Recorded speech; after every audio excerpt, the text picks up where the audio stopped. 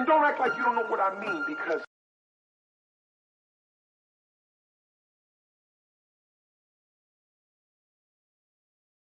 you know it's hard out here for a pimp when he trying to get this money for the rent, for the Cadillacs and gas money spent.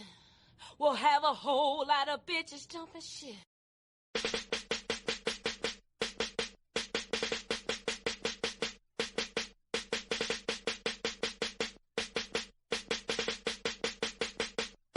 You know it's hard out here for a pimp when he tryna get this money for the rent, for the Cadillacs and gas money spent.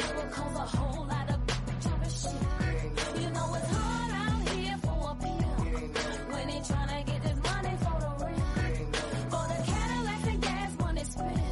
We'll have a whole lot of jumping shit. What's going on, party people? It's your man, 50 Grand, the Godfather, Nate Milton, and you are about to listen to another excellent episode from the Nefarious Media Network. Since January of 2025, we have been putting it down for the crown, and we've been committed to bringing you truthful, thoughtful, turned-up commentary as it pertains to the worlds of sports, politics, pop culture, pro wrestling, entertainment, and life. Yes, life. This thing that we are all just trying to get through day by day. An electric word called life, as the man used to say. And that brings us to the drive for 500. Yes, 500 YouTube subscribers, which gets us halfway to monetization, and 500 Patreon subscribers. Patreon.com/Nefarious Media Network. That's our stretch goal for the year. Because if we hit those marks, it allows us the flexibility and the freedom and the funds, quite honestly, to do some more things here at the network, to be more consistent with our shows, to bring you new shows, and to bring some people on to help with production. So if you believe in us, man, if you believe in what we're doing here, because we got a lot of hard-working people, myself included, working 50, 60 hours a week at the shoot jobs, got families, got kids, got responsibilities, but we still do this, man, because we love this and we believe in this. And if you believe in us and you love the shows that we do, help us out, man. Help a brother out. Help a sister out. That's all we asking, because we are trying to change the game by any means necessary, even if those means may be nefarious.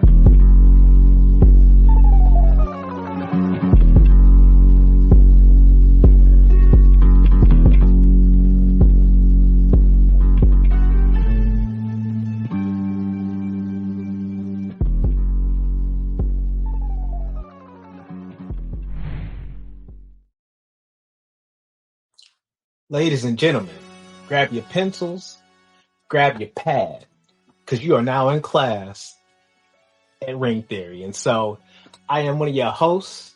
It's me, Downtown Brown, and I'm here to also tag in my partner, Upper. Put that respect on his name. I said Upper. Mid-card, Jay Lacey. Hey, yo, where my man at? Hey, yo, what's happening, bro? Got the Shula Fowler in the house. Hey, you know what? You know, just to show that I am a peaceful man. Okay. It is what it is. Read the logo. Read the logo. I am a Kenny Omega fan. You know what I'm saying? But beyond popular belief, bro, I am a Kenny Omega fan. So all the haters, suck it. I would say you wearing the blue. You got the Omega out there trying to rep the other party line. You know, there's been a lot of hate been thrown your way saying that you are a Kenny Omega hater when you are just a critic. You are just a fan with an opinion. Are you not? I am. You know what? Above all else, I'm a troll. All right. Okay. I'm going to get you. You know what I'm saying? I may say some things you may agree with. I may say some things you may not agree with. But you know what? What a time it is to be a fan, period. You know what I'm saying? So it is what it is. Let's have some fun. Let's enjoy ourselves, you know? Hey, for real. But this week, folks, we're going to get into talking about the modern warfare that's going on between AEW and WWE. We also get into chatting about what's going on at Clash in Paris. We're going to talk about top stars of the past and maybe of the present and different stars they could have potentially made over the years. And we're also going to talk about WWE Unreal and our thoughts on the documentary and maybe if it'd be a good fit for somebody else out there in the wrestling space. But with that being said, let's go ahead and dive on into our first topic and talking about the true modern warfare. And we're talking about how WWE constantly has been in this past year. Actually, we've been seeing counter programming AEW at any turn that they can, whether it's the 2-match card they had going on against All In Texas, where you had the AEW, the NXT show, and you had Saturday Night's Main Event all in the same day just to counter program against All In Texas. And now we see it all out that we're getting a main card show that might even be debuting on ESPN to give them a little flavor or taste of that 2026 deal. But with that being said, John Cena versus Brock Lesnar is soon to be rumored for that 20th show, throwing their big guns, their big matches and their big moments, as they love to coin and talk about, against AEW.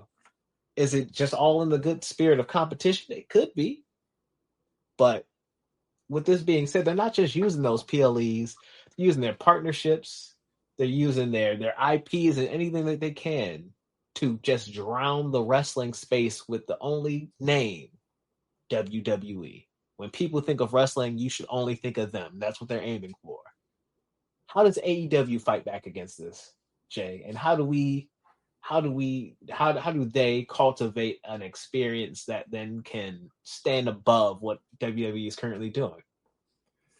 The easiest way to combat that is to show value. And the best way to do that is to keep putting on what Sheamus would call banger after banger after banger and just continuing to put on the best show that they can put on. There's a difference between the product that WWE provides, and there's a difference between them and what AEW brings. AEW brings a depth of violence that WWE will not go to, and that may be great for the sponsors. But AEW is willing to go cross boundaries that WWE is not willing to go to.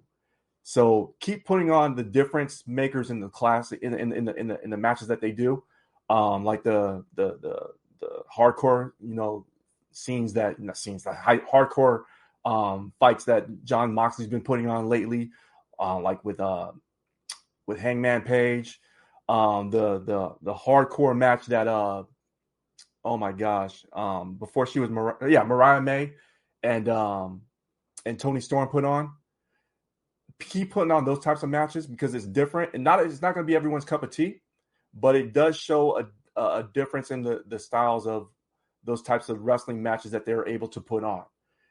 They're able to showcase different types of acrobatics with, you got Ospreay, Ricochet, Swerve Strickland, and all these other people that, maybe WWE misused or were not even being used properly.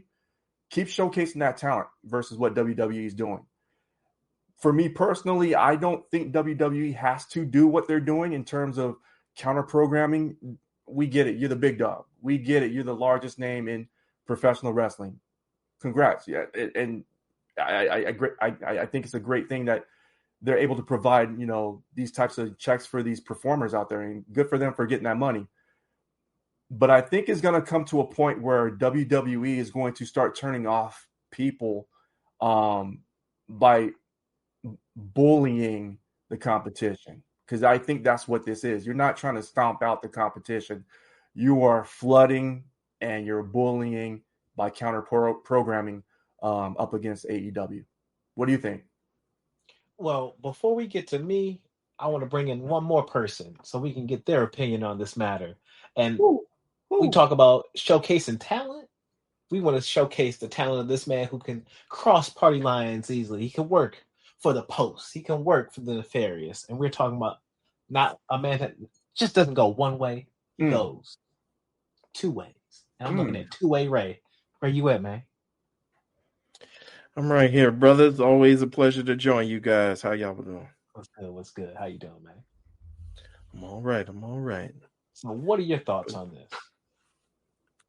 Yeah, I tend to agree with Jay when we're talking about AEW just sticking its role, because we already saw how AEW, how they fare when they're trying to mention WWE in one way or another, whether it be bringing up the CM Punk stuff and the footage behind the scenes, or whether it be calling it out like Eddie Kingston and saying we don't do that crap here and stuff like that. We've seen AEW kind of try to mention WWE, but most times it goes to no avail, and it just makes you look like the minor league company. So I agree with Jay. I think they should continue to mind their business, continue to put on excellent pay-per-view cards.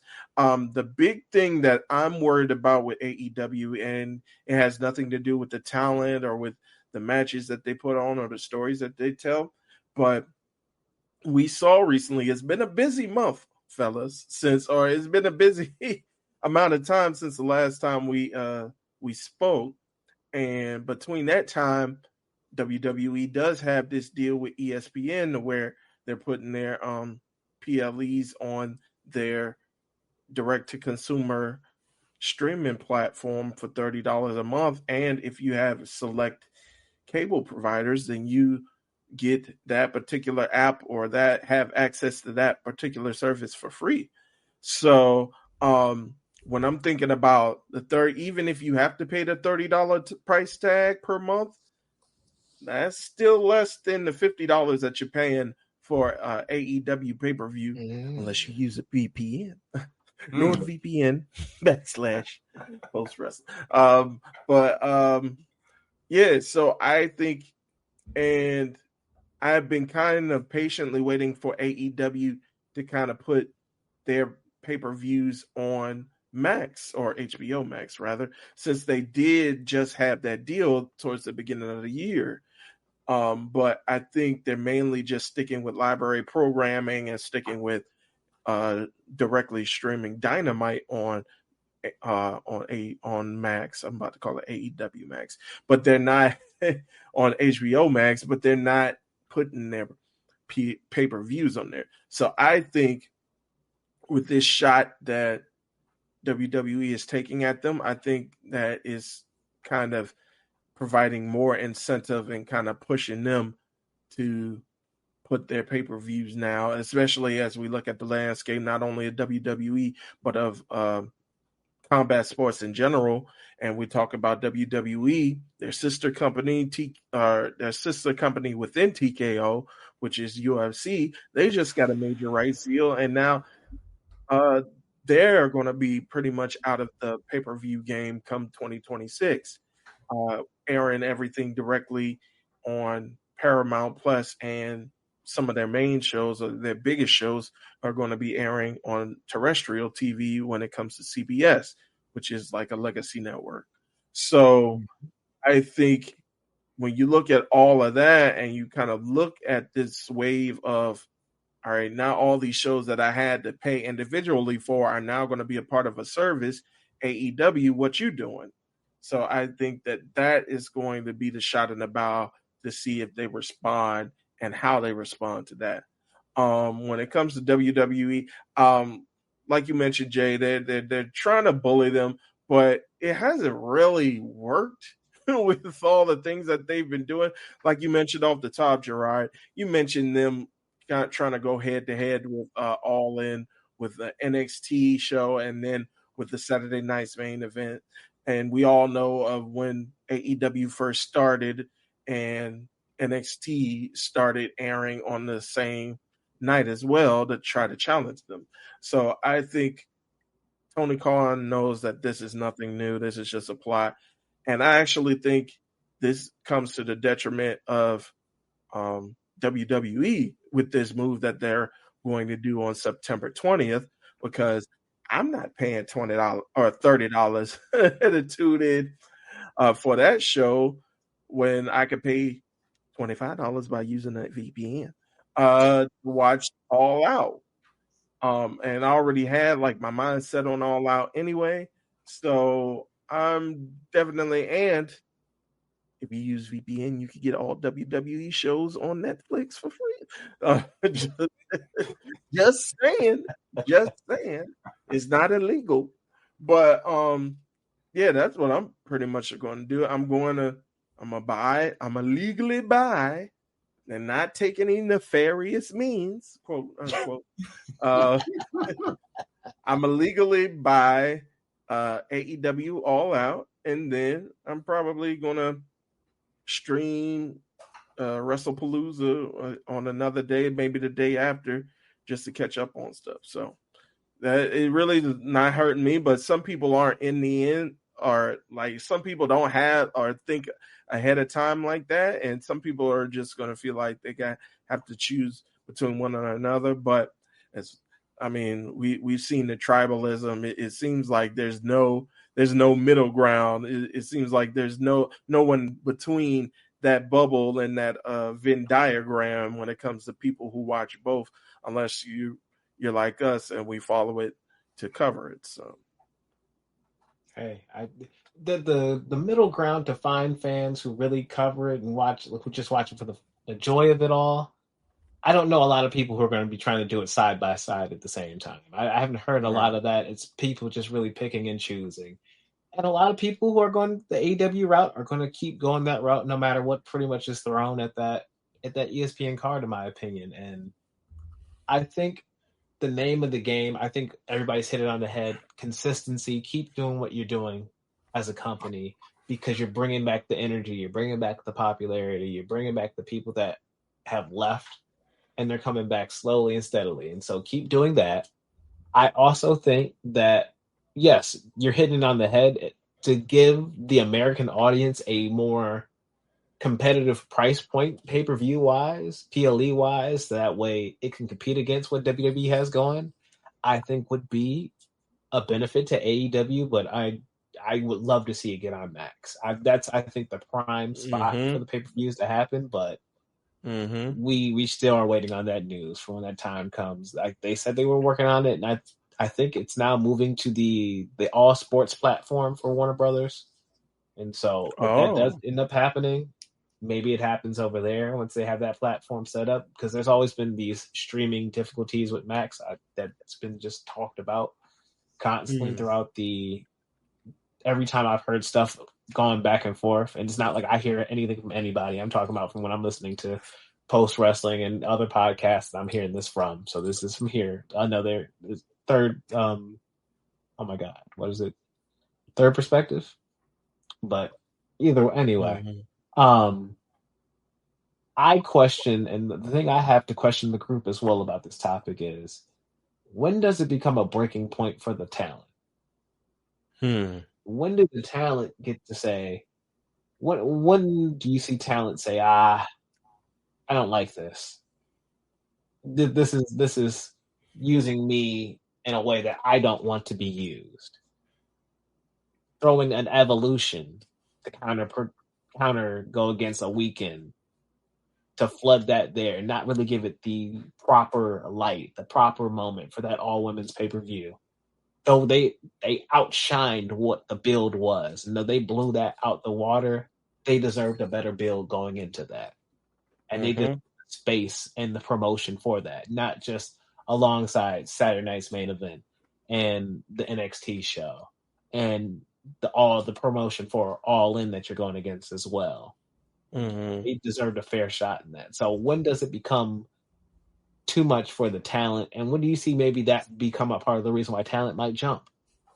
And Gerard, if I could add real quick, if the rumors are true, because I believe John Pollock was talking about this with Way on Rewind to Dynamite last night. These shows, not only are you using those shows as kind of like trying to buffer and take away from All In, but if it comes out that you actually also use those shows just to use up the amount or the number of PLEs that you had left on Peacock just so that you could be done with the deal quicker, then that makes it even more of a travesty because you just put those ladies out there on the chopping block just so that you could get into your ESPN deal quicker. Wow. Now that would be horrendous in my eyes. Man, I mean, people when it love comes getting to to that Disney using money. the talent. Mm-hmm. They sped through the season 8 of Game of Thrones so they get to that Star Wars Disney money, and then they got those twins got kicked off of that project, and then same with this. They speed through this so they can get to the ESPN deal, but I don't think ESPN gonna boot them anywhere. I think ESPN gonna say, "Come on, we'd love to have it." Oh yeah, they want that content. I mean, they've got hours of content to feed the beast. You know, they're gonna have to go through so many more hours of, you know, just sports related content. I mean, it's a 24-hour machine. They got to feed the beast, you know. So WWE can actually, you know, fill that void that they may be missing in terms of, okay, if it's a, you know, a dry spot in the baseball season, going into football, going to NBA, there is no off season with pro wrestling. So they can fill that gap, fill that void, if you will. So WWE is like, hey, you don't pay us, we gonna fill that gap for you. So not a problem. And it's crazy to see how wrestling has evolved to the point where it's on ESPN to this degree now. Where like when I was a kid, that was never a thing, and you would never have that. Or like maybe a Hulk Hogan or a star every blue moon, but like would come on and talk on SportsCenter or talk on a show, but they would never get this kind of coverage back then. And though this has so far been framed as a negative in my opinion towards AEW, I also think this is a positive, because at the end of the day, with wrestling being seen in a different light on a sports network, that means other sports networks might want to look at an AEW and say, hey, we want to compete with ESPN. If they have pro wrestling, we want pro wrestling. You come on too. And it's legitimizing everybody else just a little bit more to allow that space for other people to like just ascend as a company. And so I love that. I just don't like the nastiness and the tactics, but it's not turning me off to watching, sadly, because A, we cover the stuff, and B, I just want to be nosy. I'm being nosy. Well, I mean, I already know I'm nosy. So I've heard in different interviews that talent, they don't like the tribalism as it is. They've got friends everywhere, not just AEW. It's within TNA, within All Japan, New Japan, everywhere really, right? So it's not competition like that. They want to see everybody do well. I want to see everybody do well. I want to see everybody, you know, chase their dreams, live their dreams, and get paid handsomely doing it. You know, ain't nothing wrong with that. You know, like I said, what a time to be a wrestling fan. I mean, we used to, you know, we're talking about it on the NWA podcast. We used to dream for times like this where it's like, man, we only got 2 hours of Raw. Now we like, man, we got 3 hours of Raw. It's crazy. You know, it's almost like we wanted this so bad. Now we got it. Now it's like, okay, this is not what we wanted. But aside from that, we got different companies again, because again, going back in 2001, when WWE beat WCW, we're like, okay, cool. Now what? We saw how that ended. It wasn't good. Yeah. WWE's product really suffered for it. And history tends to repeat itself. So I'm glad we got the competition. I'm glad we've got, you know, TNA doing its thing. I'm glad we got AEW doing its thing, WWE doing their thing, you know. So And again, none of it is whack. It's Right. all good. I mean, there's Mhm. again, yeah, it may not be everybody's cup of tea, but I mean, you can pick and choose whatever you want to watch. Right. And when it comes to the talent, because I think your initial question, Gerard, like how is this going to look with the talent? I think it could go both ways. I think, like you just mentioned, Jay, I think when it comes to competition within the workplace, um, there's always bidders going for you. So I think that always helps the wrestlers. If they leave from one company, then they can have the interest of another company. We're seeing it with Killer Cross right now. A lot of people they got their eyeballs on him to see where he lands, and a lot of people talking about, is it a work, is it a shoot? I don't know what's going on. So a lot of people are interested in that.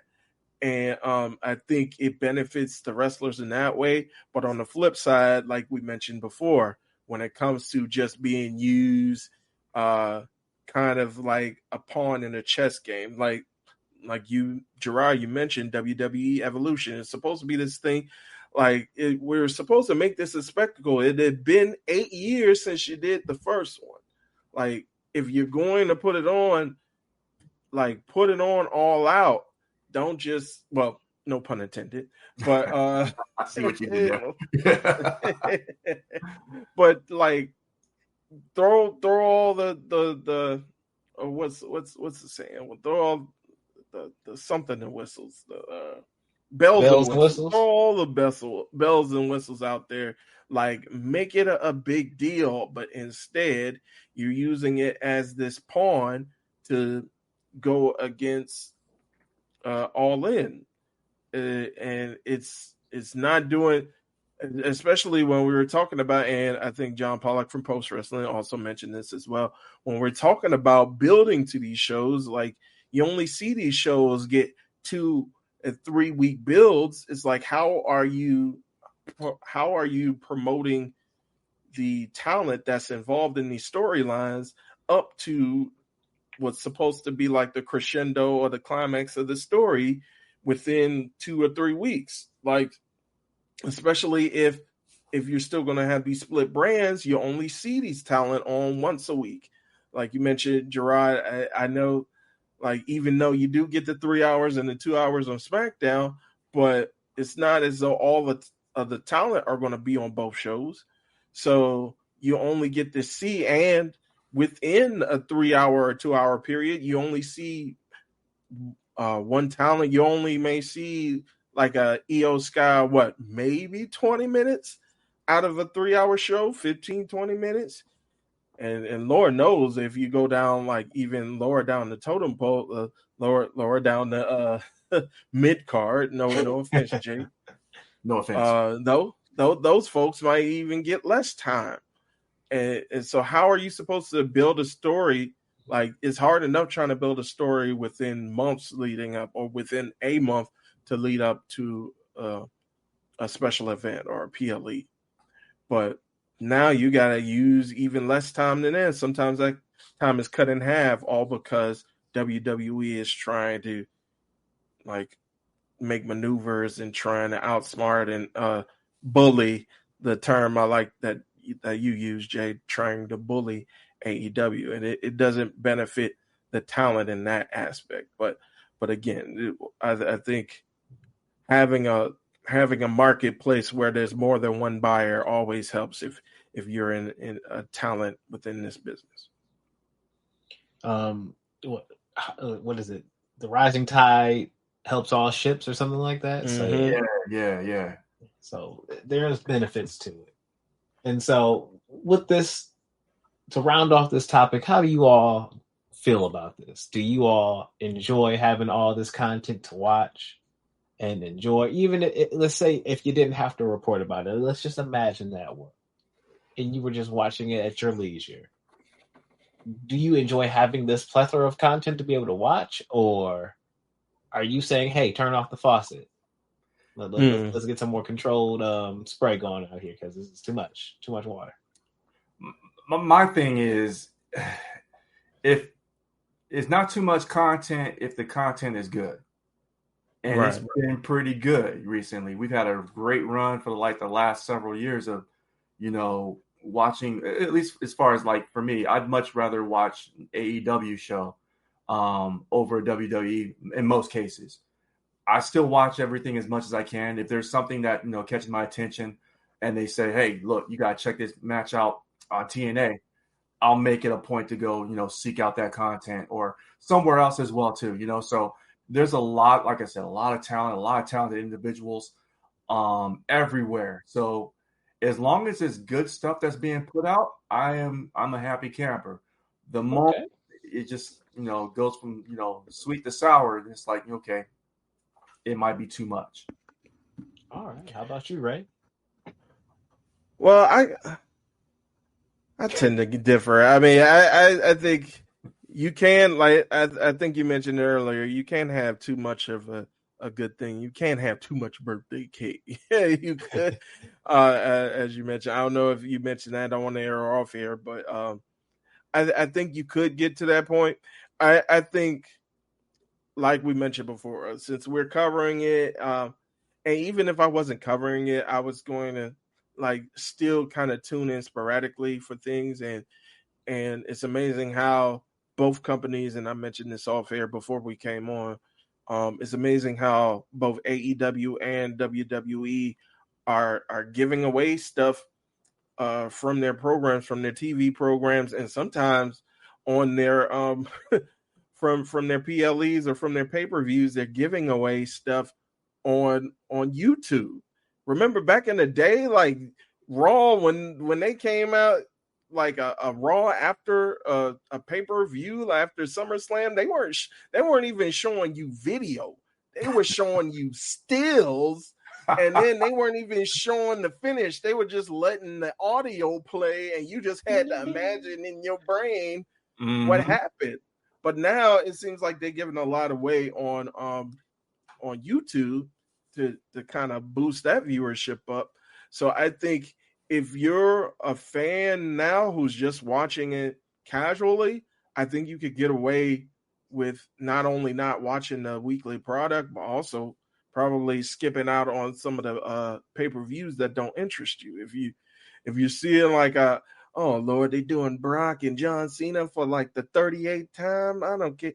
They're doing John Cena and Randy Orton for like the 27th time. I don't care.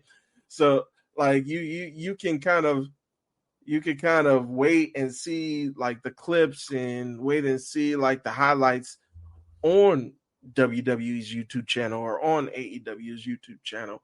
But then if you want to really like see the big shows like the WrestleManias or the Royal Rumbles, then you obviously you want to make sure you pay up to tune into those shows. So I think that can be such a thing as having too much of a good thing, but I think people can also find their ways to follow both while not necessarily watching every single minute and every single hour on TV and on the PLEs.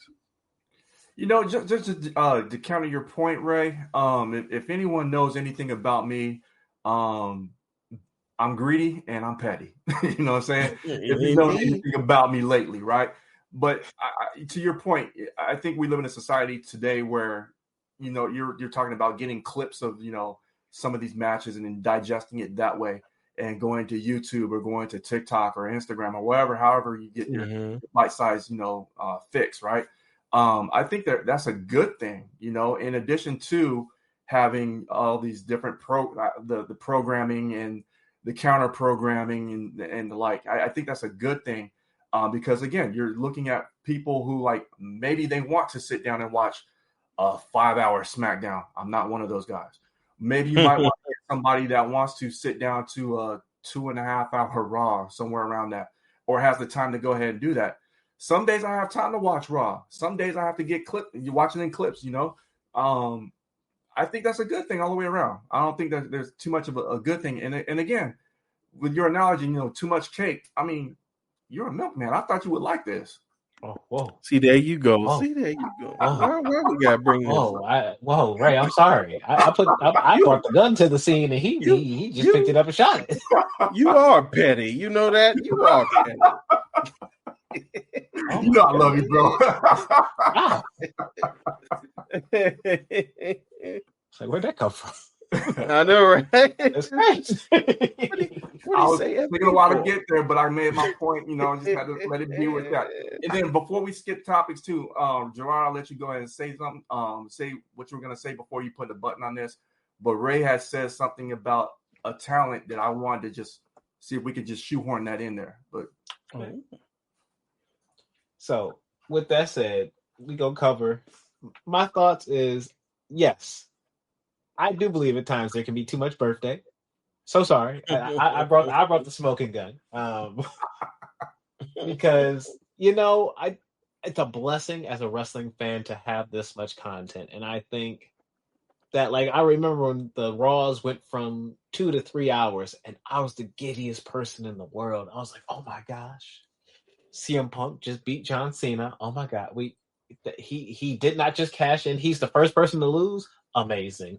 Okay. And now we have CM Punk as world champion. We get 3-hour Raw. So he just cut promo after promo. And those first few Raws, if you actually go back, those 3-hour Raws was kind of fun.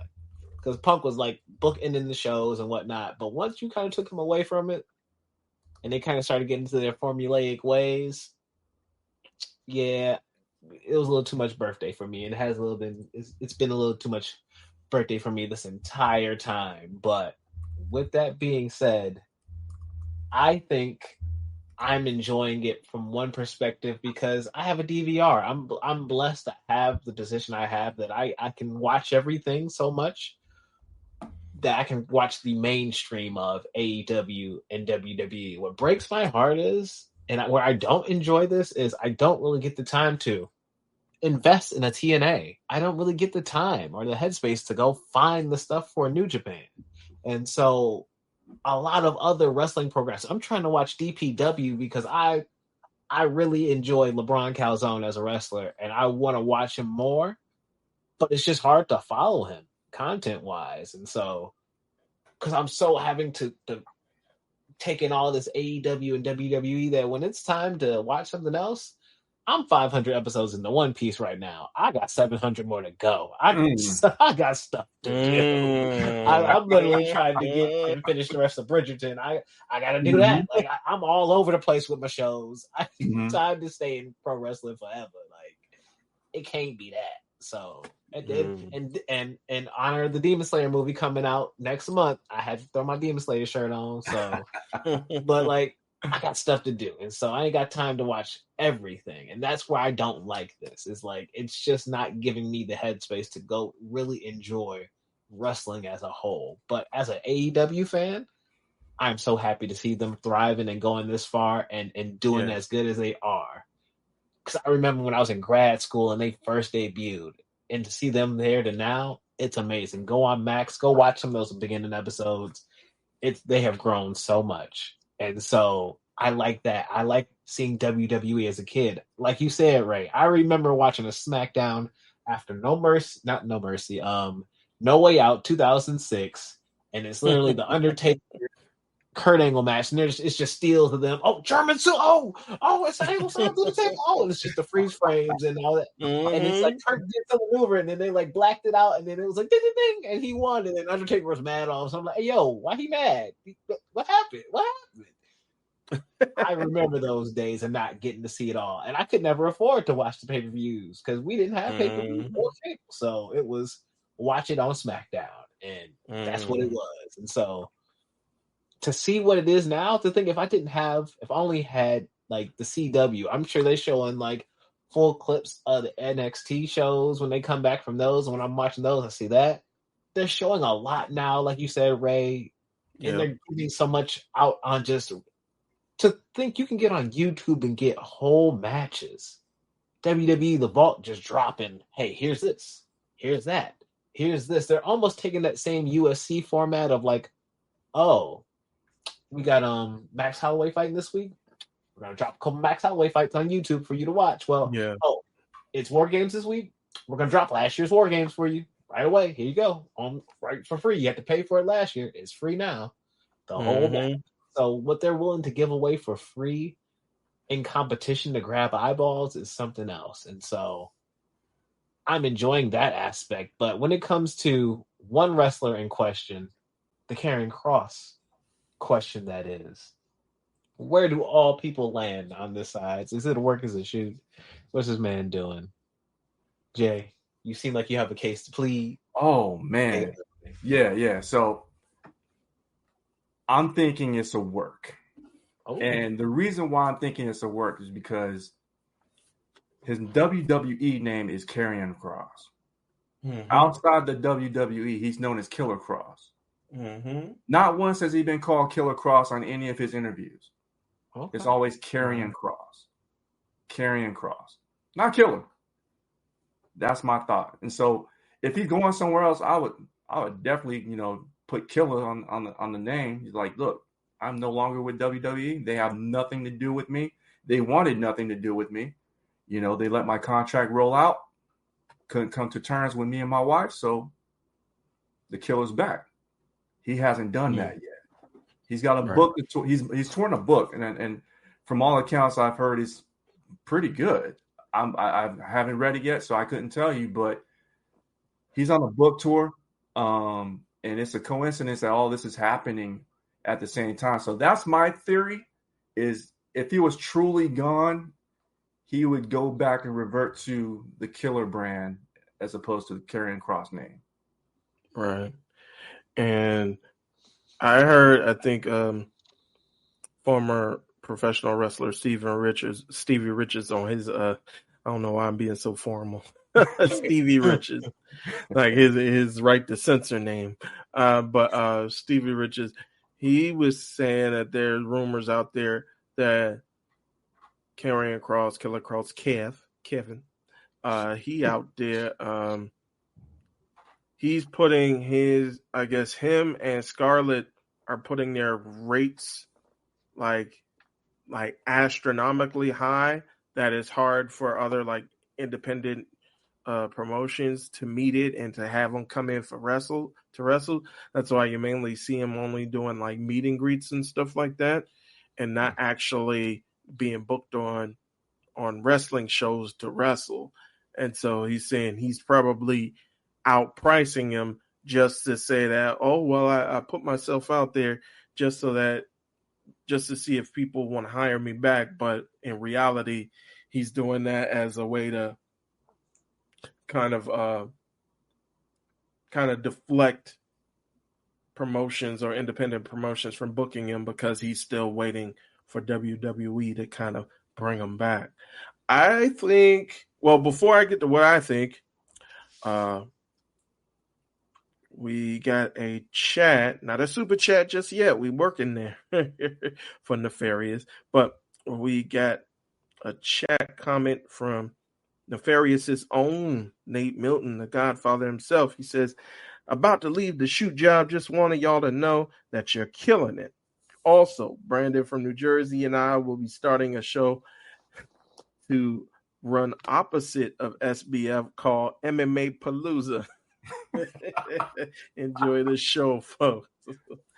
Now, see, now I'm gonna do just because of that, Nate. I'm gonna do in the spirit of All Out being held in Canada, in Toronto, Ontario, Canada, just for that show that you're gonna try to run opposite against us for SBF. We gonna have Canadian legend George Rush St. Pierre on. Now, see if you could do that. Where's your Brock versus Cena at, brother?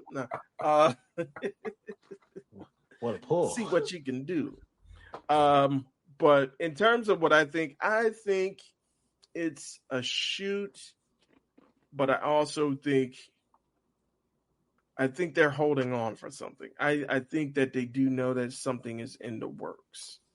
Because like you mentioned, Jay, why go on here? If the name is copyrighted, you shouldn't be using the name when you got cut the first time, or when you got released the first time. If you're Karrion Kross, you didn't go to TNA as Killer Kross or Karrion Kross. You went to TNA as Killer Kross. So I do think that I don't think he's telling us everything. I think he's telling us maybe like 85 to 90%. And I think he's being truly genuine. I think a lot of people are kind of swayed away now and they're a lot of people aren't being able to suspend their disbelief because of all the stuff that happened recently with Seth Rollins and with R-Truth coming back, and like the kind of like the is it real, is it not real, what's going on. So I think a lot of people are kind of they're kind of thinking a certain way because of those particular actions, or because of those particular events, that they're like, I don't know, man, I don't know, I think it's a work. But I just want to be a fan. Like, if it's a work, I'm not gonna be digging around and trying to spoil it for myself. Like, if it's a work, then let it be a work, and then I can enjoy it and be pleasantly surprised when it comes back. But I'm not going to delve too like deep into it. And I just like to believe people on their word and on their face value. So Do what's we your know thoughts, 100% that his contract is over? That's my question. What'd you Do we say? know, do we know 200% that his contract is over? Or did he lie? Because could he have lied about the contract? Because if he has like maybe like a couple more days or a couple more weeks, and that's what he's doing, and he's using his name, but like they're like, we're not going to use you for any more shows. Like after SummerSlam, we're sending you home basically because that's the end of your time, and then we're just going to run out the rest of your deal. Feel free to go do interviews and whatnot. You could then easily work it that way, where you can say, "Oh yeah, I'm working right out of contract, brother." Like, haha, gotcha. I'm working you. So I could easily see them going that route, and then he like this is his way of like trying to also say like, "Hey, yes, I really want to do this. Like, I really want to work. I want to be in WWE," because that's what he keeps saying. Like, that's his dream, and that's where he wants to be. So, like, I just don't know if it's the fit for him. Like, I don't want to rehash what everybody else is, what a lot of people are saying, but I think TNA is a good fit for him. I don't want to see him go to AEW. It's too full. Way too full. There's way too much of a log jam, and I just don't see where he fits in. Like, I think we are, when it comes to AEW, I'm not going to say no one, but I don't know if there's really anybody they should be picking up in the near future, period. Unless, like, the hottest thing comes off the market. Otherwise, they should just keep cooking what they cooking. And when it comes to Karrion, I think, I don't know, like that Sammy run was just kind of weird, and that whatever he was doing at the end of the match was weird too. Like, he was like trying to say something to Sammy, and Sammy was almost like not having it at the same time. It was just like, I don't know what you're saying, man. And then like a lot of people brought up like, there was supposed to be like a result to this match of, Karrion is supposed to either admit that Samuel was right, or Samuel was supposed to admit that Karrion was right. Right. Never got that either. And so like, I get that people think it's a shoot, but I don't know. I don't think he lit the world on fire with the Sami Zayn run for a lot of folks. And Sammy, you can usually get a great match out of Sammy with folks. And they had three attempts, and they were cool, but nothing really blow away. And then, I mean, I don't know how much homie's getting paid, but they in contract season that, hey, if you ain't worth your contract, then we getting rid of you. I'll let Braun Strowman. And I don't want to see anyone lose their jobs, but I think that's the market of WWE right now, is you got to earn the dollar signs that you get. And so I don't know. And then the fact that if Karrion is being very truthful in that interview and saying, "Oh, they'll work out the deal with Scarlett after they work out my deal," well, I can hear that as a man standing by his wife, like, yo, like, why are you not working with us simultaneously. Like, why aren't you treating us like equals? Why are you doing me first and then her? And then also when he asked for his metrics, like that's what any job should be able to give you is how we came to this number that we paying you. Mhm. Right. And if you can't provide me that, then you making up numbers. Then what you're telling me, like you cannot give me the hard cold facts of what it is. And so I get him, but he's still trying to be kind about it. I don't feel like maybe it's being as kind on the other end to him. Yeah, it's very it is disappointing to hear where someone wants to be somewhere and the other side don't want you that bad. You know, that's what it really is sad to me. Because I mean, dude is talented. I mean, I remember watching and hearing about him before his first NXT run, and dude, he's very talented and obviously creative. I mean, to come out with those 2 short films that he released on YouTube and to cut the promo that he did on WrestleMania weekend, I'm like, yo, okay, what's going to happen? And for creative to not have anything for him and knowing how talented he is and not being fully utilized to fully express that, there's a disconnect, whether whether it's someone that's, in the writer's room that does not want him at, in that company, and to hear him say he wants to be there, but they're not giving him ample opportunity to go ahead and do so. And him still pleading and saying, look, I'm still waiting for the call. I'm still waiting for a contract. At some point, you just got to be like, okay, you don't want me, I'm going to go somewhere else. And then once, either I can double back and say, hey, look, we can come back for a third try in this company, or just make peace with, hey, look, I had 2 opportunities and they didn't pan out the way I was. And, maybe it wasn't meant to be, but either way, I want what's best for him and Scarlett. I still think there's some meat on the bone in terms of what he's able to provide in terms of entertainment. I don't know. I just want, him to be in a place where he's gainfully employed. That's all. And the thing, when you talk about his matches with Sami Zayn, I believe that although I believe that he is kind of limited, it's like you got to work towards somebody's strengths. It's like, and I think when you talk about his matches with Sami, I thought they were decent.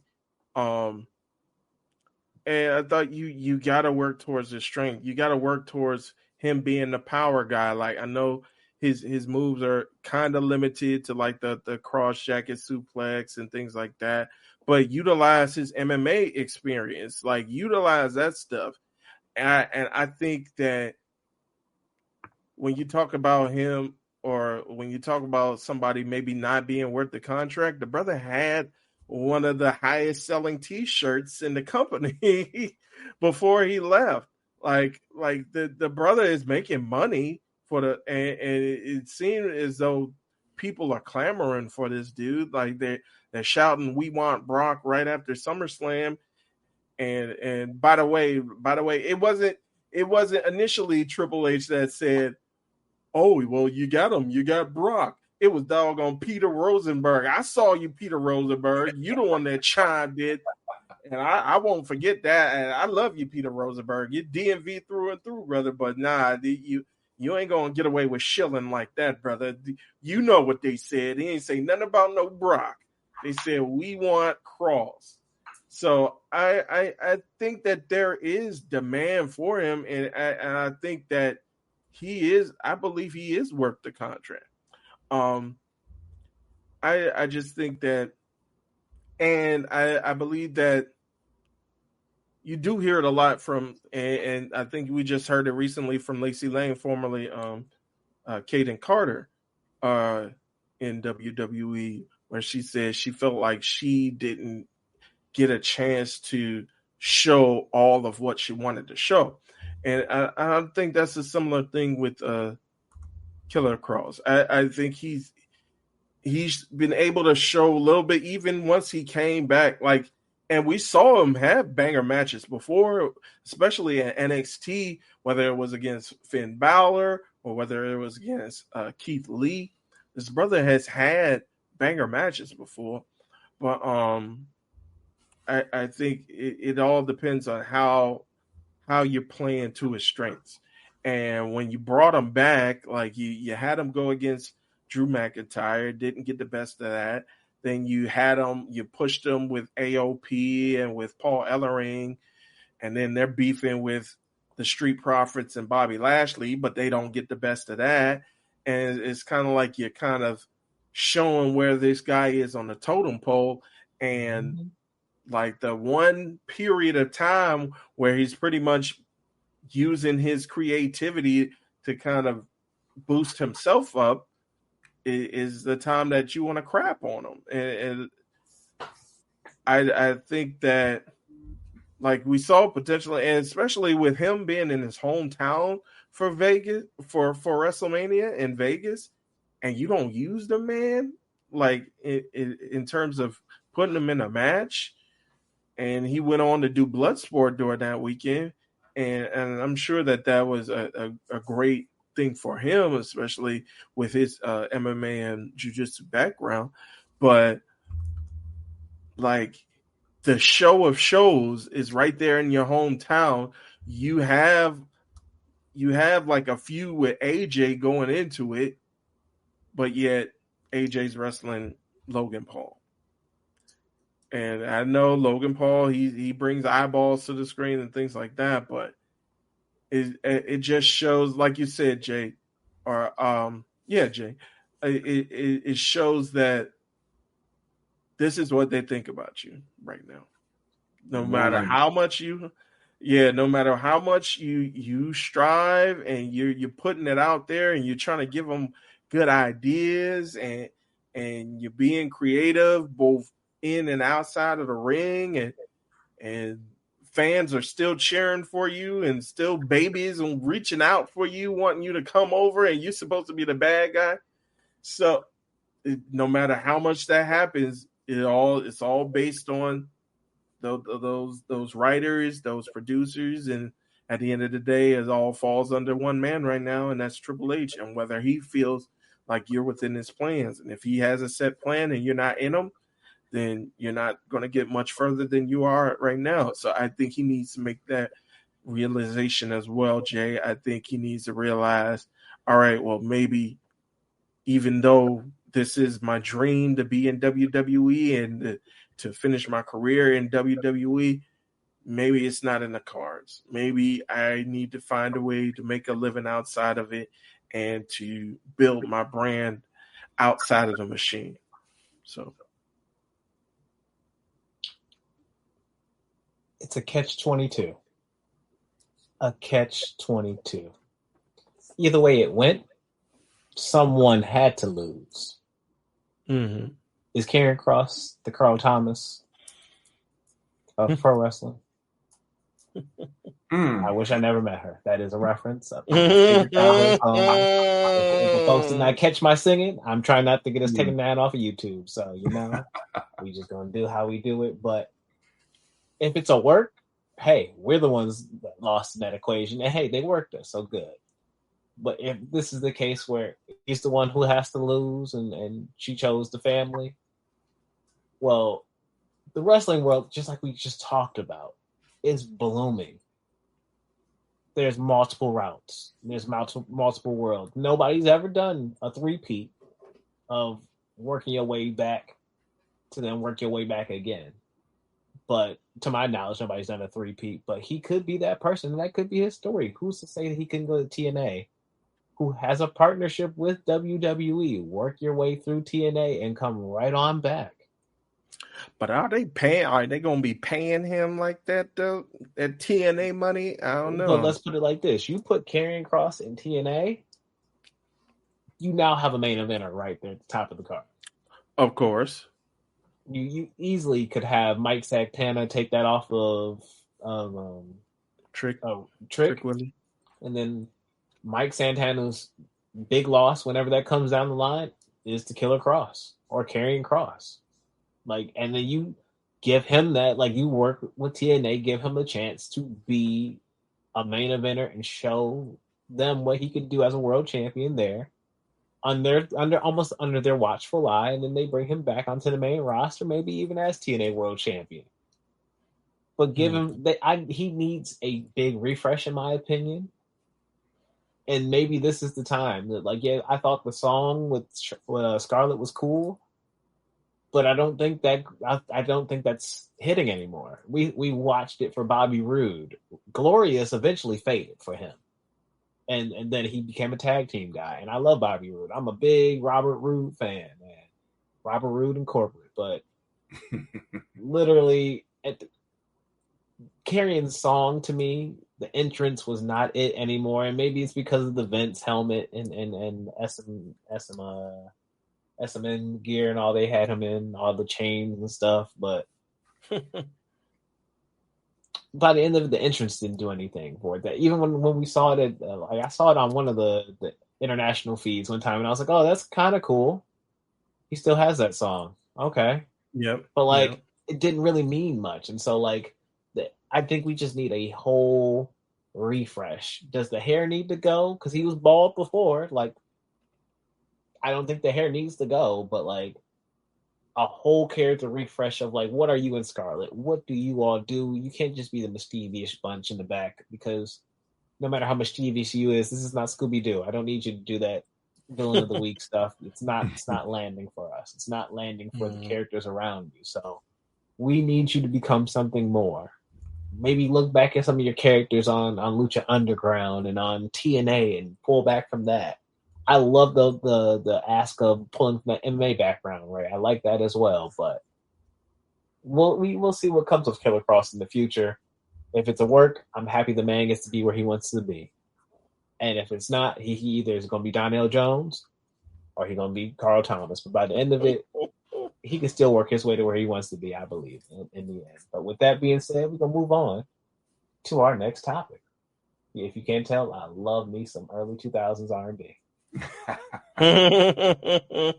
But also looking into the past, we're going to go past that 2000s R&B, because I want to look at Hogan.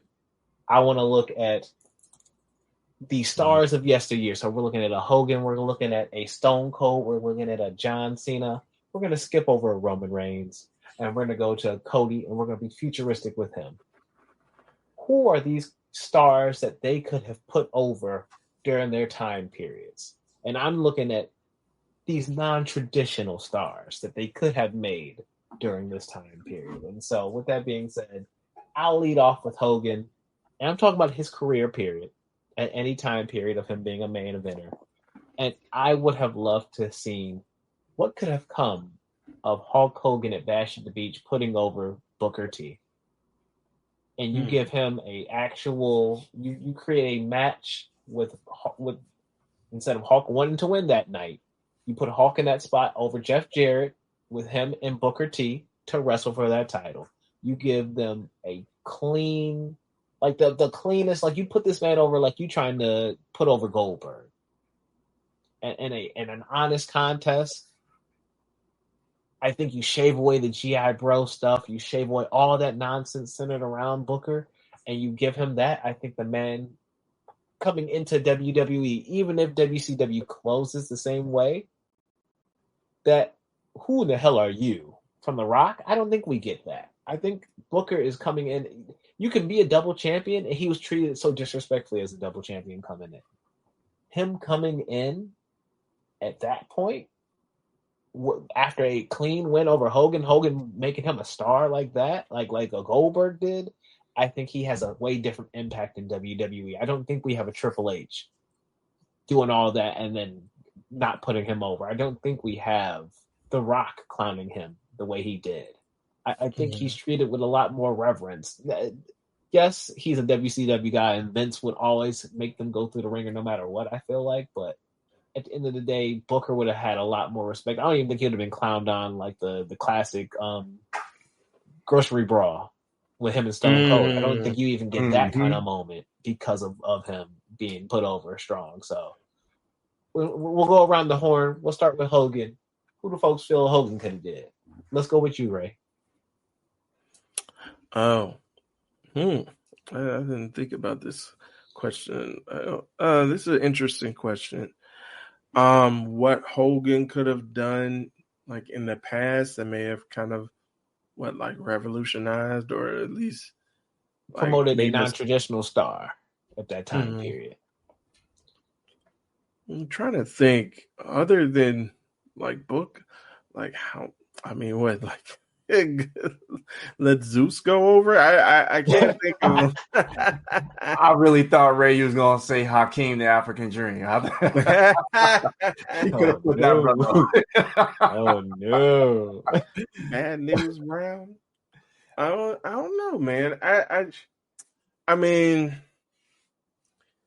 maybe because I'm trying to think like back in that, but that was prior to Hulkamania becoming like a global phenomenon. I'm thinking about guys back in the 80s and early 90s, and one name that stands out is a Junkyard Dog. So maybe kind of promoting a Junkyard Dog a little bit more. I don't know what happened with him as far as when he left the company. I mean, yeah, I other than Booker T, I can't really see like any other brothers who were in that upper card that or that main event like vicinity. I really can't think of anyone like specifically either in old school WWF or like in WCW other than a Booker T. Okay. But yeah, you stumped me, man. I think the closest thing I could think of is maybe promoting, like since they were both baby faces, like having a Junkyard Dog and kind of like promoting him a little bit more and kind of like how him and Macho Man became like the superpowers, kind of like giving that rub similar like that a similar rub that you had with Macho Man giving that similar rub to a Junkyard Dog. So that's the most I could think of. Okay. I like that. How about you, Jay? Yeah, if you're gonna have somebody, if Hogan was gonna make a superstar, back in the '80s, I mean, he could have done, like what Ray was saying with a Junkyard Dog, or could have taken Coco Beware under his wing, Yeah. And maybe Coco Beware doesn't get like a world title run, maybe an IC title run, that could have boosted his stock. I mean, Coco Beware, if those weren't people are not familiar with his work, he had them hands on him. Go Google him. He had his hands on him. He can actually fight people. But that would have been good. But I do have to push back on you, GB, a little bit. With the whole Booker T. I mean, yeah, I think if Hogan could have put over Booker T. You said something about, he would have had a little bit more respect on his name. He faced the same Triple H that disrespected Sting. Booker T would have still been disrespected. Just my opinion on that. I as far as other people that Hogan could have made, I would have loved, and I can't remember if he ever they ever wrestled or anything like that, but it would have been dope to see a younger Shelton Benjamin against a Hulk Hogan. That would have done numbers for his career. Yeah, he had an IC title run, and I think he's one of those people that should have been world champion already if he hasn't been already. I mean, in one of the major companies, he should have been a WWE world champion or WWE champion. In my opinion, he was that talented. Who has a resume, but I think Hogan could have made him and made him really the gold standard. Benjamin Shelton. Benjamin Shelton. Being Benjamin Shelton. So, RIP. I'm trying to be respectful. I'm trying to be respectful. But the man said it on camera. It's on tape. Right. And Shelton had to say, keep my name out your mouth. Right. So when we talk about Stone Cold, I'm gonna keep it nice and simple, nice and sweet. It's already in the namesake. we just not downtown. We just D'Lo Brown. I just thought, man, as a kid playing the video games, I loved D'Lo Brown as a kid, and going back to actually like watch him wrestle, his style was so eye catching on television.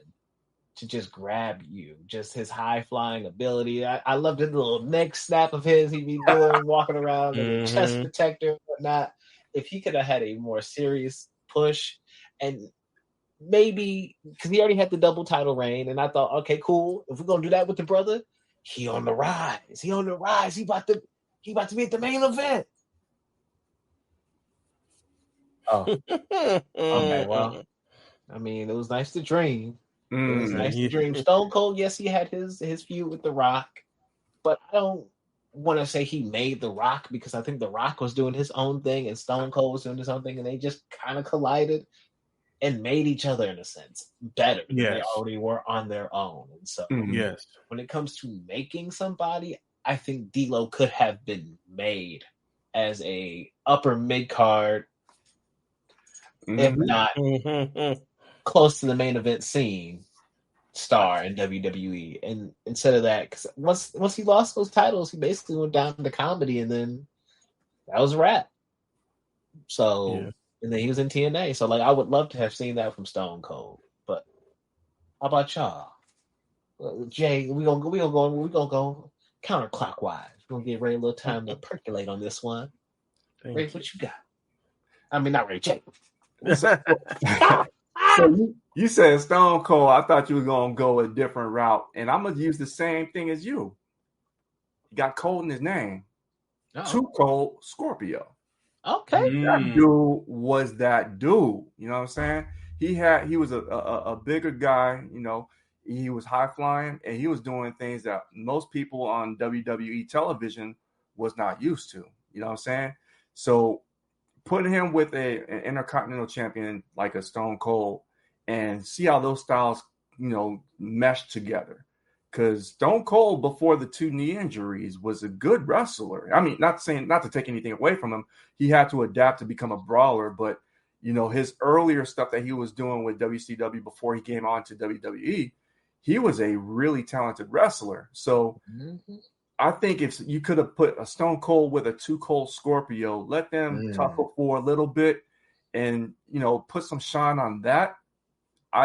In a parallel universe, I would love to see what that would look like. Okay. All right, Ray. What you got, man? Well, when I think about it a little bit, first off, I know I'm gonna say honorable mention is not letting The Rock. And by the way, let's think of the context now when we talk about these legends. Let's think of the context of who was the main booker and what that brother thought about the non-traditional talent. And like if in a perfect world, if that brother was not in charge, like I know Chris always mentions that The Rock never won a WWE title in WrestleMania or on WrestleMania. He was always either defending it and then losing it or challenging and losing. So I think him winning at WrestleMania 17, even though it really didn't take away from the trajectory that he went on, but I think that really would have kind of put him in the eyes of the fans, because a lot of people, like myself included, kind of prefer Stone Cold, even though I'm sorry, Rock. I love you, Rock, but Stone Cold is I've been watching him, like I love him since I was a kid, and like he just has like different dimensions to him. Stone Cold does, and I think he was kind of able to showcase that even with that heel turn afterwards, even though it wasn't everything that we wanted it to be, but he was still able to showcase like different dimensions of himself with the comedy and with him working with Kurt Angle and stuff like that afterwards. So, but that's just my honorable mention. I think two guys come to mind for me. One guy actually was overshadowed by The Rock in the same faction. And I'm talking about Brother Farouk, aka Ron Simmons. We are the nation. Mm. Yeah, no. Like, I think, again, if the person in charge wasn't in charge and they had somebody who actually like, I think you could have went a lot of ways with that Nation of Domination role, with Farouk kind of being like the Louis Farrakhan, and kind of being that guy who's like out there with his theories, but he means business and he can also fight. And that Dominator was no joke to play with, boy. When he put that thing on you, you were done. And so I think that they really, and I talked earlier about highlighting the strengths, masking the weaknesses to a certain point. I think that they could have went big with him. I think he was a world champion in WCW. I think you could have had him be a world champion in WWE during that particular run. I understand Rock had the charisma. He had jumped out on the page, but I think you could have made another pretty big star, like you thought with Gerard, or like you thought with D'Lo Brown, Gerard. I think you could have made either another main eventer in Farouk, or you could have made like a upper mid card guy who's like perennial IC champion, and like always like in the running towards the top of the card, but not always getting there, or maybe getting there once in a while. So I think of Ron Simmons / Farouk, and I think Ahmed Johnson. I think that he had kind of a similar trajectory to The Rock and to Stone Cold, and he had actually won the IC title, and so I think I think that you could have did something with him. Like he had a great look to him. Pearl River Plunge was nothing to play with either. So I think that you could have did something with him. I think when I saw those guys when I was a kid, like Farouk and Ahmed Johnson, I was like, man, these brothers mean business. And so I think that you could have made them look good. And again, like, work to their strengths, try to hide the weaknesses as much as possible. I think you could have made those brothers pretty big. If not at the top of the card, then at least towards the top or towards the upper of the mid card. Okay, I like those. I like those picks from all around. So we gonna move past into the Ruthless Aggression / PG era with John Cena, and I'm changing my pick now. I'm changing my pick because I had one pick. I think it's going to be out there, but I'm going to give folks a chance to say that. And if we go around the horn and nobody says it right before we move on to our futuristic, I'll definitely tap on that. But for John Cena, it takes me back to the Great American Bash 2007. I could not stand the fact that this man beat Bobby Lashley for the WWE Championship. They had this storyline going there. This man just overcame the crusty, the rusty, the dusty Vince McMahon after having to wrestle him at Backlash, at Judgment Day, and then finally getting the belt off him at Extreme Rules that year.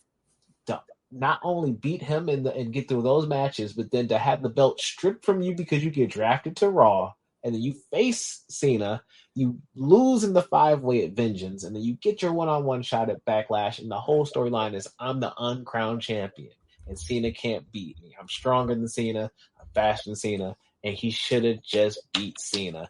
Hey, everybody. WrestleMania 23 was in my town of Detroit. I wasn't there, sadly. I was at boot camp. Whole nother story for a whole nother time. But nonetheless, that man winning the ECW championship in the chamber, I'm a Punk fan through and through. I didn't see anything wrong with that because I was like, oh, a black world champion. Oh, we did it. We're doing it, everybody. We're doing it. And then he got through the Rumble with it. He got through No Mercy with it. And not No Mercy. Good God Almighty. No Way Out. I did it again. And then he went to Mania. That man was doing it. You could have sent him to the next level for a lot of people, a lot of the audience watching. Yeah, I get that some wrestling fans, he wasn't up there just yet at that time period.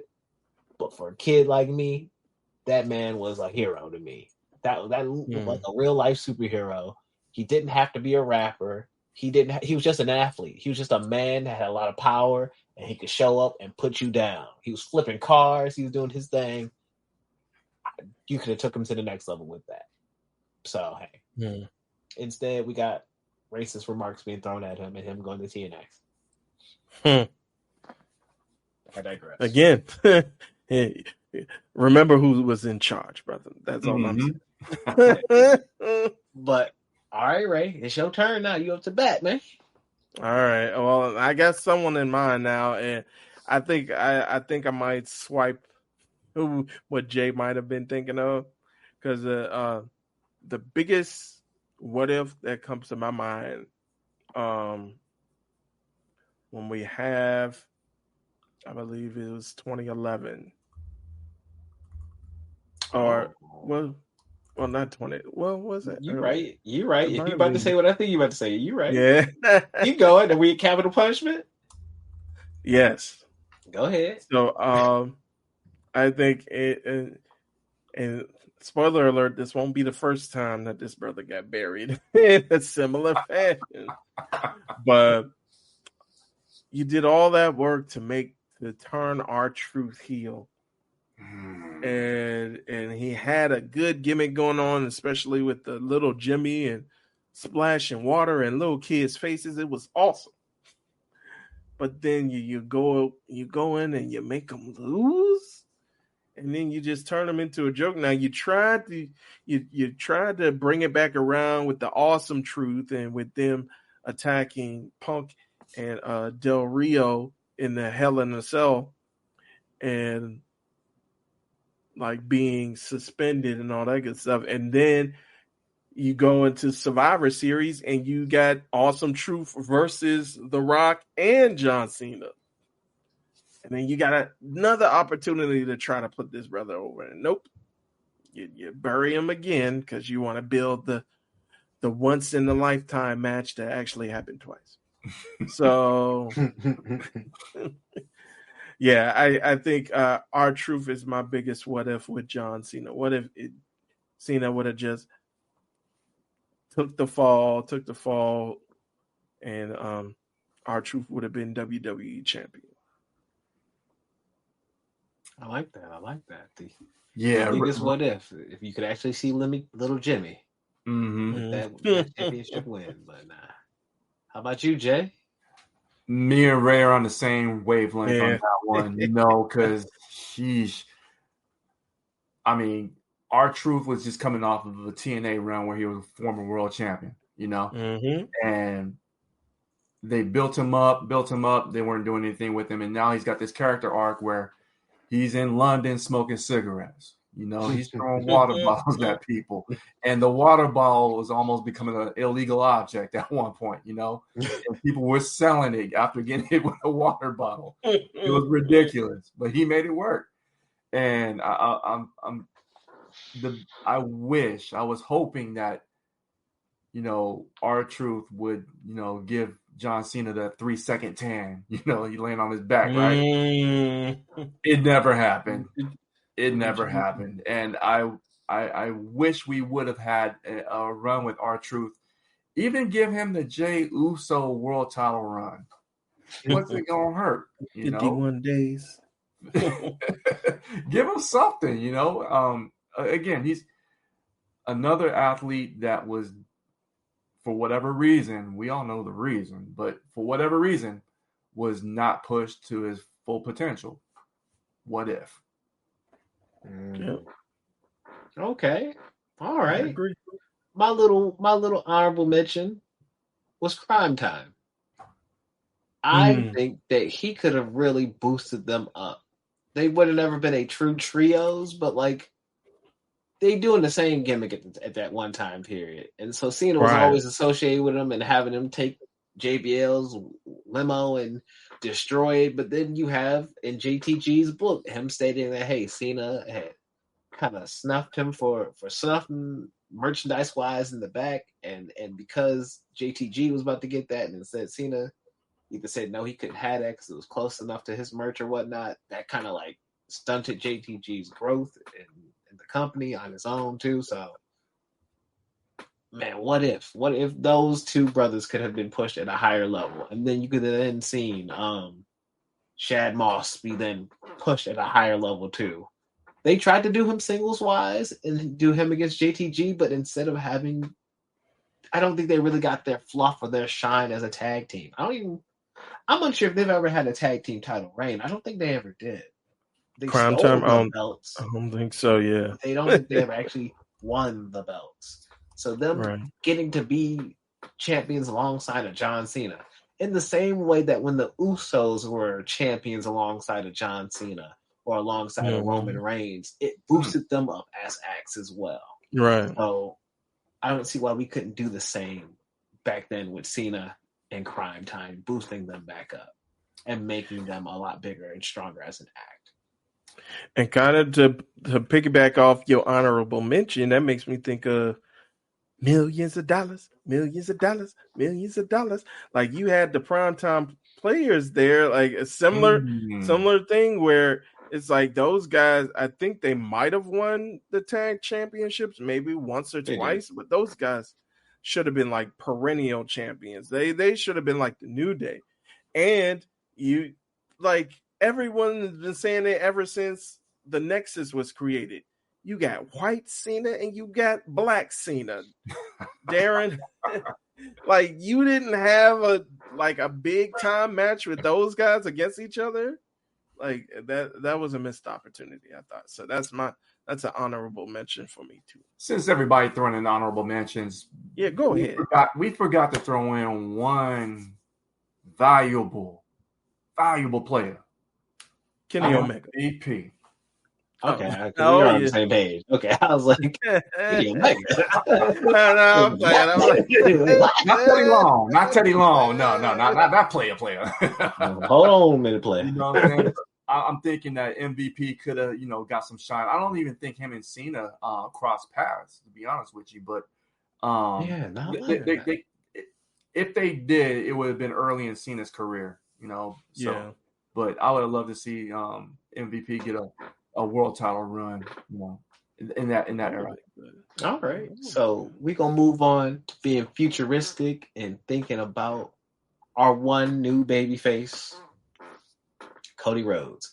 And I only skip over Roman because though Roman wasn't putting people over, during Roman's time as a top star, we had Big E, we had Kofi Mania, we had Bobby Lashley having multiple title reigns, even winning at a WrestleMania and defending at a WrestleMania. So like we've had some pillars during that moment. So it's, and though Roman might not have been affecting or really promoting or boosting or being on the back, laying on the back for those, it was still during his time period. So we just gonna boost him up with that. So PLC putting it down. Right? But with that said, Devontae. Good old Devontae is currently our rights leader. Civil rights leader Cody Rhodes. Cody Devontae. Put some respect on his name, Rhodes. Who can this man put over, and who do you want to see him put over and make as a star? And I'm gonna say how. And I'm gonna hold on mine. I'm gonna let Jay go first. This one's going to be my honorable mention. You had mentioned Big E. You had mentioned Kofi. I would love to see Xavier Woods get some shine. And specifically against Cody because, they were high school rivals. Yep. They got that history between them. And I would love to see that story being told and played out like, hey, look, crosstown rivals. You got the best of me, but I'm grown now. I got a little hair on my chest now. Let's see what's really good, you know? So I would love to see that just because, I mean, I think some of the, character work that Xavier is doing right now, I like it. A lot of people don't really like the morning New Day, but I think the grieving New Day is pretty hilarious, Who I would like to see him Cody put over now, I would like to see the up and comers that are down in NXT. I would like to see, see what he could do with the Trick Williams, because on the mic, that would be very entertaining. In the ring, that's going to be very athletic. And I want to see Trick Williams because WWE has a distinct championship pace that they go. Trick Williams don't go at that pace. Cody Rhodes is going to show him, or I think would show him, what that championship pace would be like. Roman Reigns he wrestles at championship pace. We saw it at the last PLE in that tag match. But I would like to see what a Trick Williams could do in there in the deep waters with a Cody Rhodes. I would love to see what a Javon Evans too. I mean, that is another one that's, he's super fast, super talented. I would like to see him, go at a slower pace with a Cody Rhodes for it doesn't even have to be for a title match, just for experience, just to see what that would look like, because you've got the future in Javon Evans and the present with Cody Rhodes. See how those styles collide, and I'll give you one more. That's somebody that's on the main roster. Oh my gosh, his name slips my mind. Never mind. We'll just keep it those two right there. I don't want to take all. How about you, Ray? Who you feeling? Who you want to see Devontae put over? Well, I think I might be thinking of the guy that Jay is thinking of. I got an honorable mention for this one. I know they pride themselves for never breaking up, but I think you have to pull the trigger on Montez Ford sometime down the line. You have to pull the trigger on him. Like Angelo Dawkins is great as well, and I think you could pull the trigger with Doc being like a U.S. champion or an IC champion. But I think like Montez has the charisma to be in that upper echelon. I think you could really make a name out of him. And like you had a start and stop with him when you had him qualify for the Elimination Chamber that had the U.S. title on the line a couple of years ago. And you got a chance to see him show out, but they put him right back on the back burner. And now we got a new guy in charge who don't see color, brother. And so enjoy the show, kids. It's like, it'll be a travesty if we don't see a Montez Ford solo run for a world title, either for the world heavyweight or for the undisputed WWE title. But my main guy, and it kind of bridges together the NXT world that you were talking about, Jay, and also into the main roster that he is on now. When this brother shoots, he don't miss. He's him. Carmelo Hayes. I think that brother is the future. I think he is the future. I don't care what stature he is in. He is money. I don't care how. I don't care how. Like you don't have a $100 bill could be a $1 bill. It don't have to be big, like all ones to be big. Like you can have a $100 bill that still be worth a lot. And I think that brother is worth a lot in talent. I think he's worth a lot of charisma. I don't care what you say about his size. This brother can go. Like the stuff that he's been doing with Andrade was just awesome. I think you can make a real run for him, and he's still relatively young too. So Carmelo Hayes is a guy I would love, especially against a Cody Rhodes. Like you were saying with Javon Evans, Jay, like kind of slow it down a little bit, but still have him add in a bit of the speed and a bit of that athleticism to kind of throw Cody for a loop and kind of have Cody thinking about how can I slow this guy down. I love both of those picks. I love those honorable mentions because one of my honorable mentions for sure is Javon Evans for the sheer fact that it's the battle of the cutters. And I want to see that. I know you all can create a midair spot with some type of collision where one of you can actually get the cutter off where you're both going for it. And I could easily see that being one of the best cutters we ever get from those two. So I want to see that for sure. But mine, it's easy. It's simple. We are just starting with one man only.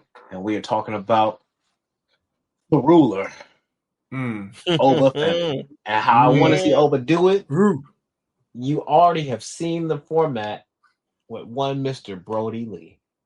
I want to see Cody go out just like he did with Brody, the exact same way with Oba. And that, to me, when we're talking about making somebody, I want that. And then the next rematch, go ahead, dye your hair black again if you need to, Cody. I want you to still put up a bigger fight. I want you to lose again. And maybe you get the third fight later on if we need to, and we just save the third fight for we don't run them back to back, because it seems that WWE, we don't always run back to back matches and rematches all the time now. So maybe we get that next Cody match and Oba some room to breathe. But after that, yeah, Cody can get his win back eventually, but let Oba establish himself as a monster force on that main roster to run through folks, including your world champion, almost in the way that an Inoki put over a Vader in Japan to make him a superstar. I could see that working in the benefit of an Oba Femi. Well, and I love that pick, and it just hit me too. If we could get like an Oba Femi, he's big and he's intimidating right now, but if he gets to the main roster and this brother pulls either a Braun Strowman or a Gunther, and we get a slim Oba out here, just cut up and jabbed and just tossing around Cody. Oh, that'll be magical. I would love to see that. All right, I ain't mad at Slim Fem coming out here, putting people down. All right, so hey, thank you for indulging me with that question. It was something that's I've been thinking about some different questions when it comes to pro wrestling, and especially with the passing of Hulk Hogan. People were talking about, who has he made? I was like, well, who has he made that's African American? Who's not traditional that he's made? And so then I started thinking about other stars. So that sent me down my own rabbit hole. So thanks for going down the rabbit hole with me. But with that said, we're going to take a quick bathroom break and say, what are your thoughts about Unreal? To me, to give my real quick thoughts, I'm going to say, hey, it was a great little documentary, some smooth, cool camera angles and camera shots, especially how they did some of the match transitions when they went to show you a whole match in a couple of minutes, and it was just boom, spot to spot to spot. That was some amazing work. I also love the fact that it was on Netflix. But my question to you all is, how did you like it? Do you want to see them continue to do this? Because I could say yes. There's some things I would love to tweak about it. Maybe just keep it chronological, because I saw them jumping around in some of the documentaries and some episodes. They're time skipping every so often. But what are some subjects that you'd like them to cover if they're going to keep doing this, wrestling wise or wrestler wise? Is there a time of year that you want to see them cover? If they were going to do a tournament, would you like them to cover a King of Ring or something and document that as well behind the scenes and how they book that? And then lastly, could AEW benefit from a program like this? Considering that this is a trend for WWE with not only their Vince doc, which it was a Netflix produced documentary, but with them having multiple Netflix produced documentaries under their banner with wrestling going on it. Could WB create something similar for AEW? And do you think they could really benefit from that? Or is AEW not the wrestling program for that, because we've kind of seen that with their AEW backstage program when they took a little dip in there, and it wasn't the most successful thing, and it was more drama than anything. Do you think maybe a retooling of that could work for them, or just keep that to WWE and we'll keep doing our pro wrestling over here? Jay, what are you thinking? To answer your first question on the Unreal documentary, I watched the entire series. I'm glad it was on Netflix. I'm glad I could just like binge watch it. It was, to what you were saying, the transitions of what the matches were going, the camera angles. I mean, yes, some of the things that they were over explaining, like the gorilla position. Okay, for someone who's not into this, world of professional wrestling, yeah, it was a little over explained, but I get it. I enjoyed it. I don't think they're pulling the curtain back too far. I like seeing giving some of the characters that we see on television another layer. Like, I'll give an example. When they were talking about, Charlotte coming back from injury, we already knew that, her and, Tiffany Stratton had this, that promo that just went off the rails and went out of bounds quickly. We knew that we knew that happened, but to humanize Charlotte and just give us another layer of who she is as a person, as Ashley, and some of the, her thoughts of not being able to perform as Charlotte Flair as she had done before. I like that. I like hearing more about, Chelsea Green's story in getting the U.S. title run and explaining exactly what that meant to her, not being on these different cards. I like that. I like seeing that. So do I want to see more of that only from, WWE's perspective? Yes. I would like to see, if AEW was to do something completely different. I mean, you can tell that Unreal is one of those Peyton Manning productions, because you can it has that real feel to it, like they did with the quarterback, or with the starting five, and with Netflix being in that production house. So I like that it's not a WWE or your traditional WWE production. You're getting other people with their outside influences telling those stories. So yes, I do love that. If AEW were to do something different, I wouldn't be mad at it. It's more product that's not having to do with professional wrestling in terms of the combat that's being brought to you in the ring. So I'm here for it. Right. How about you, Ray? Well, I'm on the opposite end as far as my watching of it. I think I've only seen up to like the first part of the first episode, but I've heard a lot of people discuss it. And on one hand, you got people, they're like, even like old school wrestlers, this is going to ruin the business. You tell the magician can't tell all the secrets. This is going to ruin the business.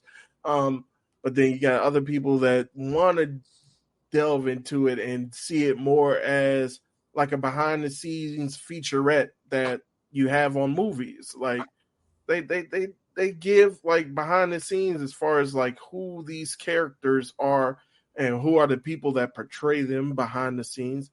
And I dig it, at least for like the bit that I've seen and like the bits and pieces and the trailers that I've seen.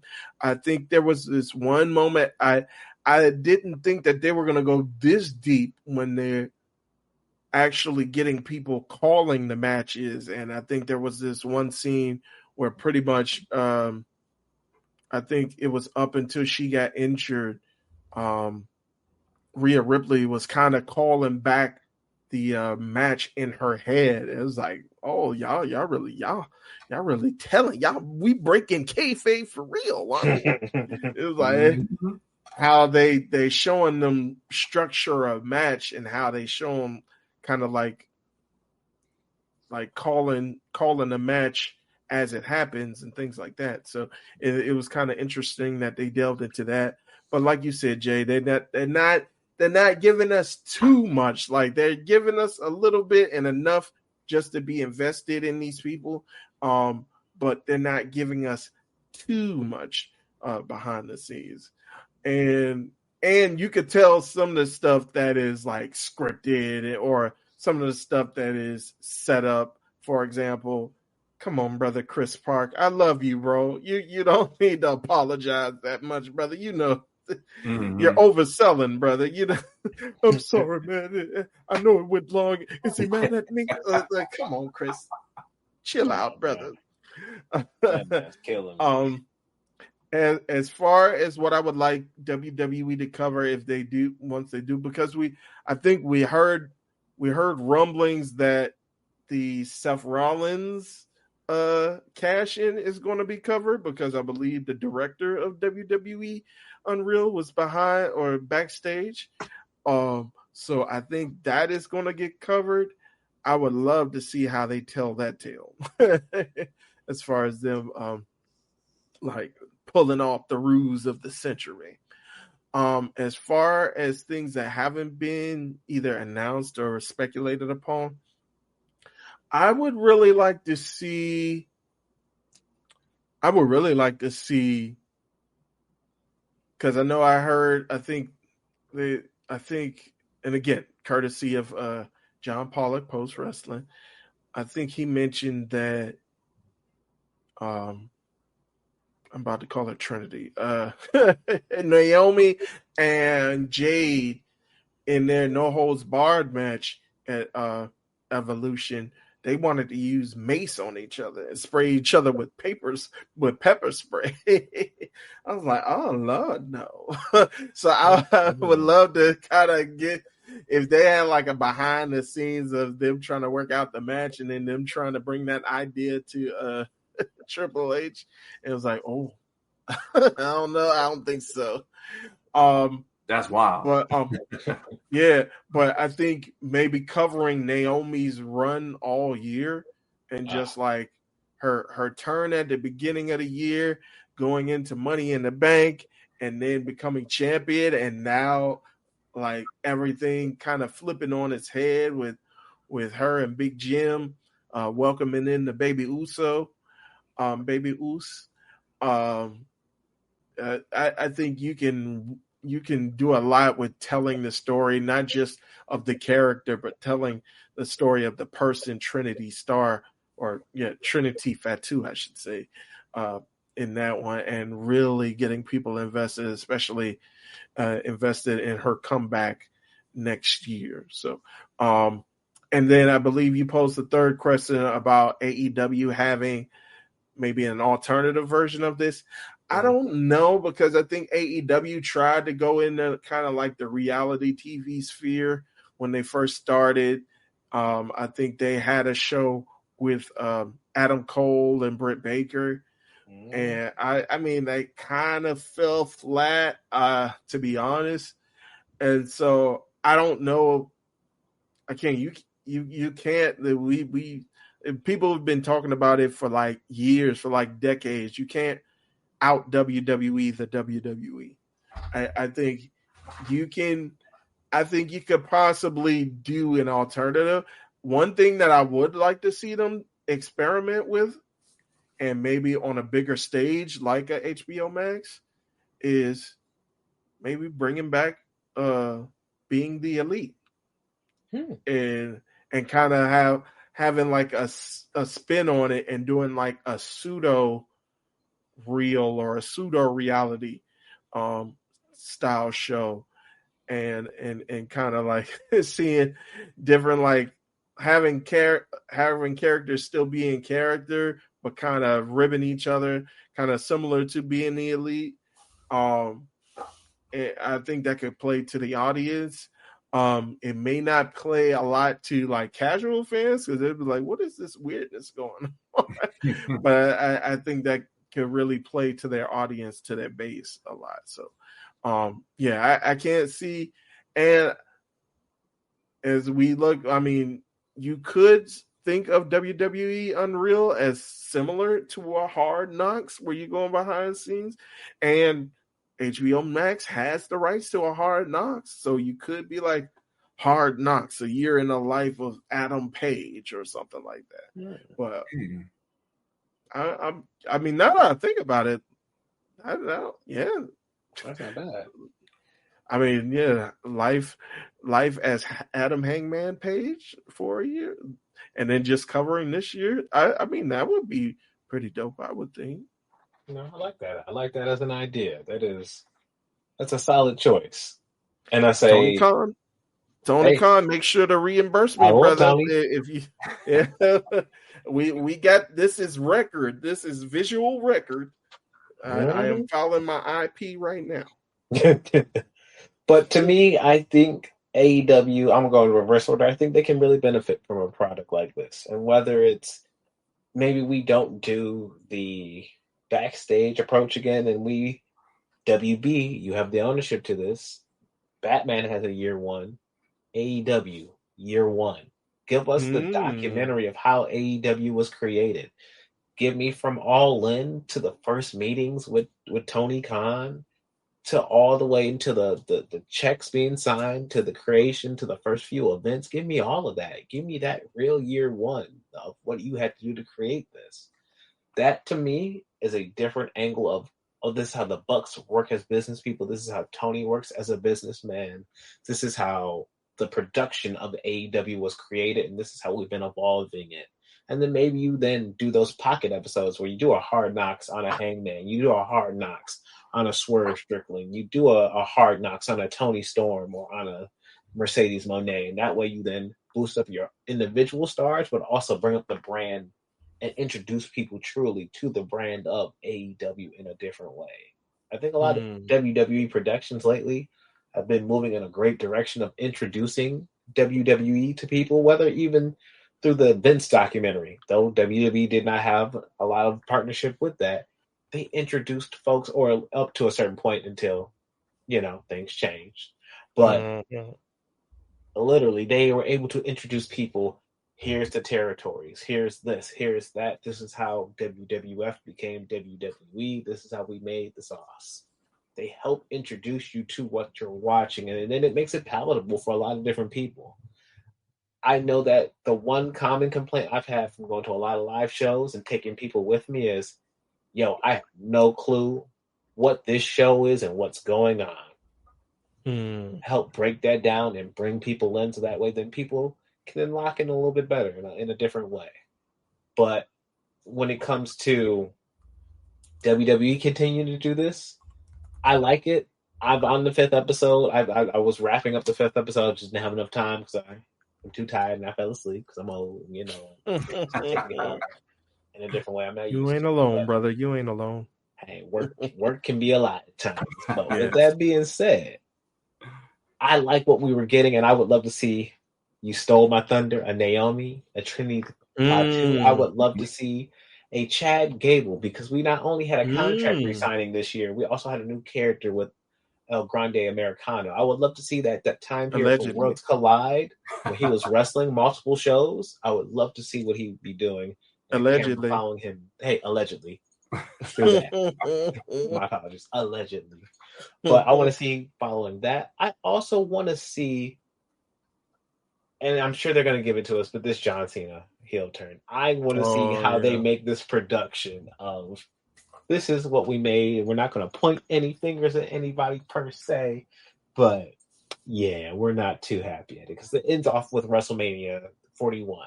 That's where the Netflix series ends with basically at the end of WrestleMania. And so covering some of those stories of Bianca Belair and some other people. It's an interesting documentary. I think especially if you're trying to get people into wrestling, it doesn't hurt to have different tools to get your friends and girlfriends and boyfriends and whoever you want to get into wrestling. And so I think it's a great platform to use for that matter. And I enjoyed it as a program.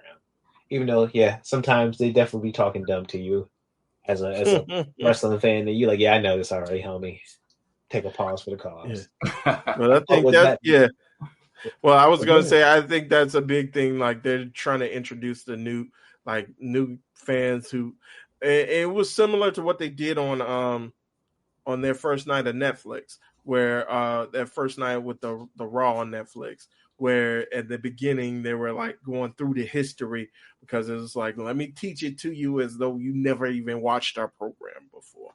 And so that's why I think they were kind of trying to dumb it down for the newbies, just in case.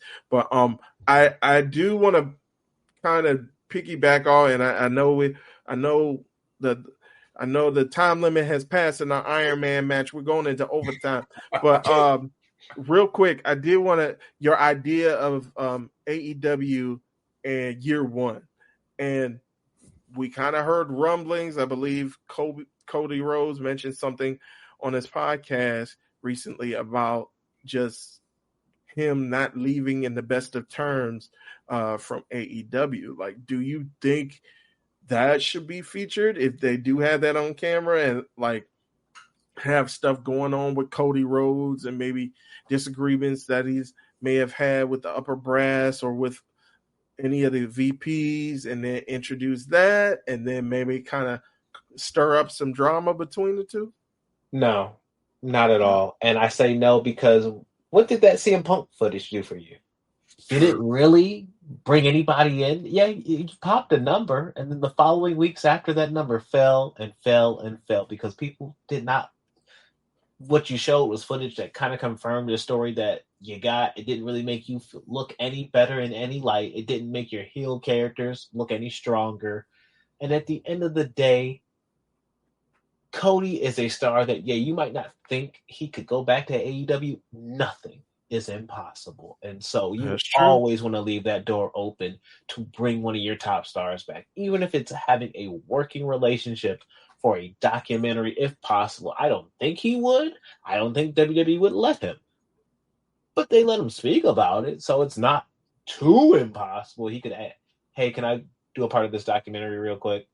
Like, hey, I'll even go with the WWE belt with me. Like, yeah, if they let him do that, who's to say, like, if it's all on the positive and on the up and up? We're just talking about the company and the creation and the ideas behind it, the drive behind it. I'm trying to get Cody on the documentary, not just footage of Cody on the documentary, because I want to use that against him. No, I want to bring eventually. I'm playing the long game if I'm Tony Khan. If there was some burned bridge between us, time heals all wounds. If Tony has not learned anything, one Phillip Brooks went right back to the place that made him. Well, he in a better spot, I guess, now. But once he said, like he said in his opening promo, he went back to that was the place that made him sick in the first place. Now it's just Vince made him sick, and that's really what made him sick, and he has disagreements with people. I digress. Yeah, we're gonna ignore all the stuff he said about Hunter in that podcast too. But at the end of the day, time heals all wounds, and I truly do believe that if they open up the opportunity to do this documentary and ask Cody to come on, ask a Brandy to come on, because I feel like there's some burned bridges with that too. And so bring them both on because they were both people with visions and helping craft that AEW product that we had in that year one. Bring all voices on to, hey, this is what we did. We were the cooks in the kitchen, and this is how we made our souffle. Check it out. I think that would be a great positive thing for them. Don't throw no dirt. At this point, if we're turning the cheek and we're not going to fight back with these PLEs and all that, we don't need to be doing no dirty nonsense like that as well. I think when we throw dirt and when we try to dig somebody else's grave, we get dirty in the same process of trying to dig that grave. And so why do that when you are now starting to shine and grow so much more from your company because of your product and the work you're putting in? Let your work shine and let everything else just drown out by the work. So, nah, don't sling any mud. But Jay, how you feeling about it?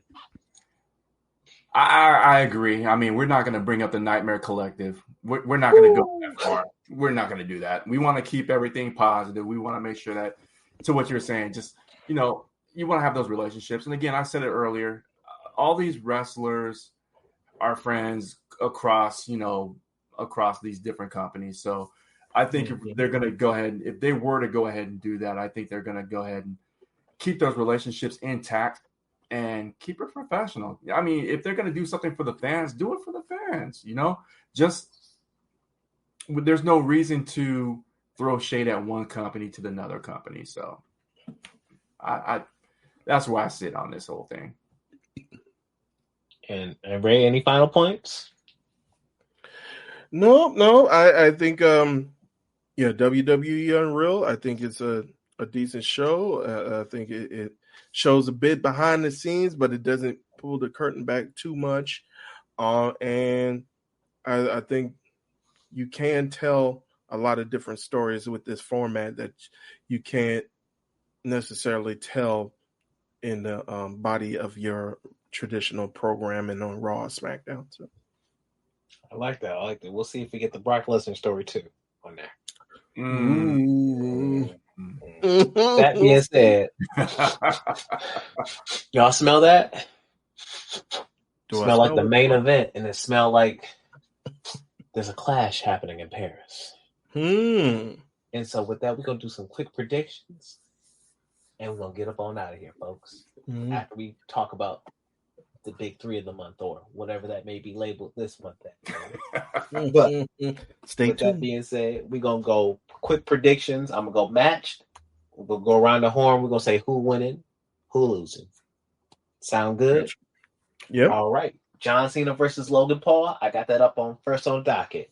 Who is winning and who is losing? Jay, you first.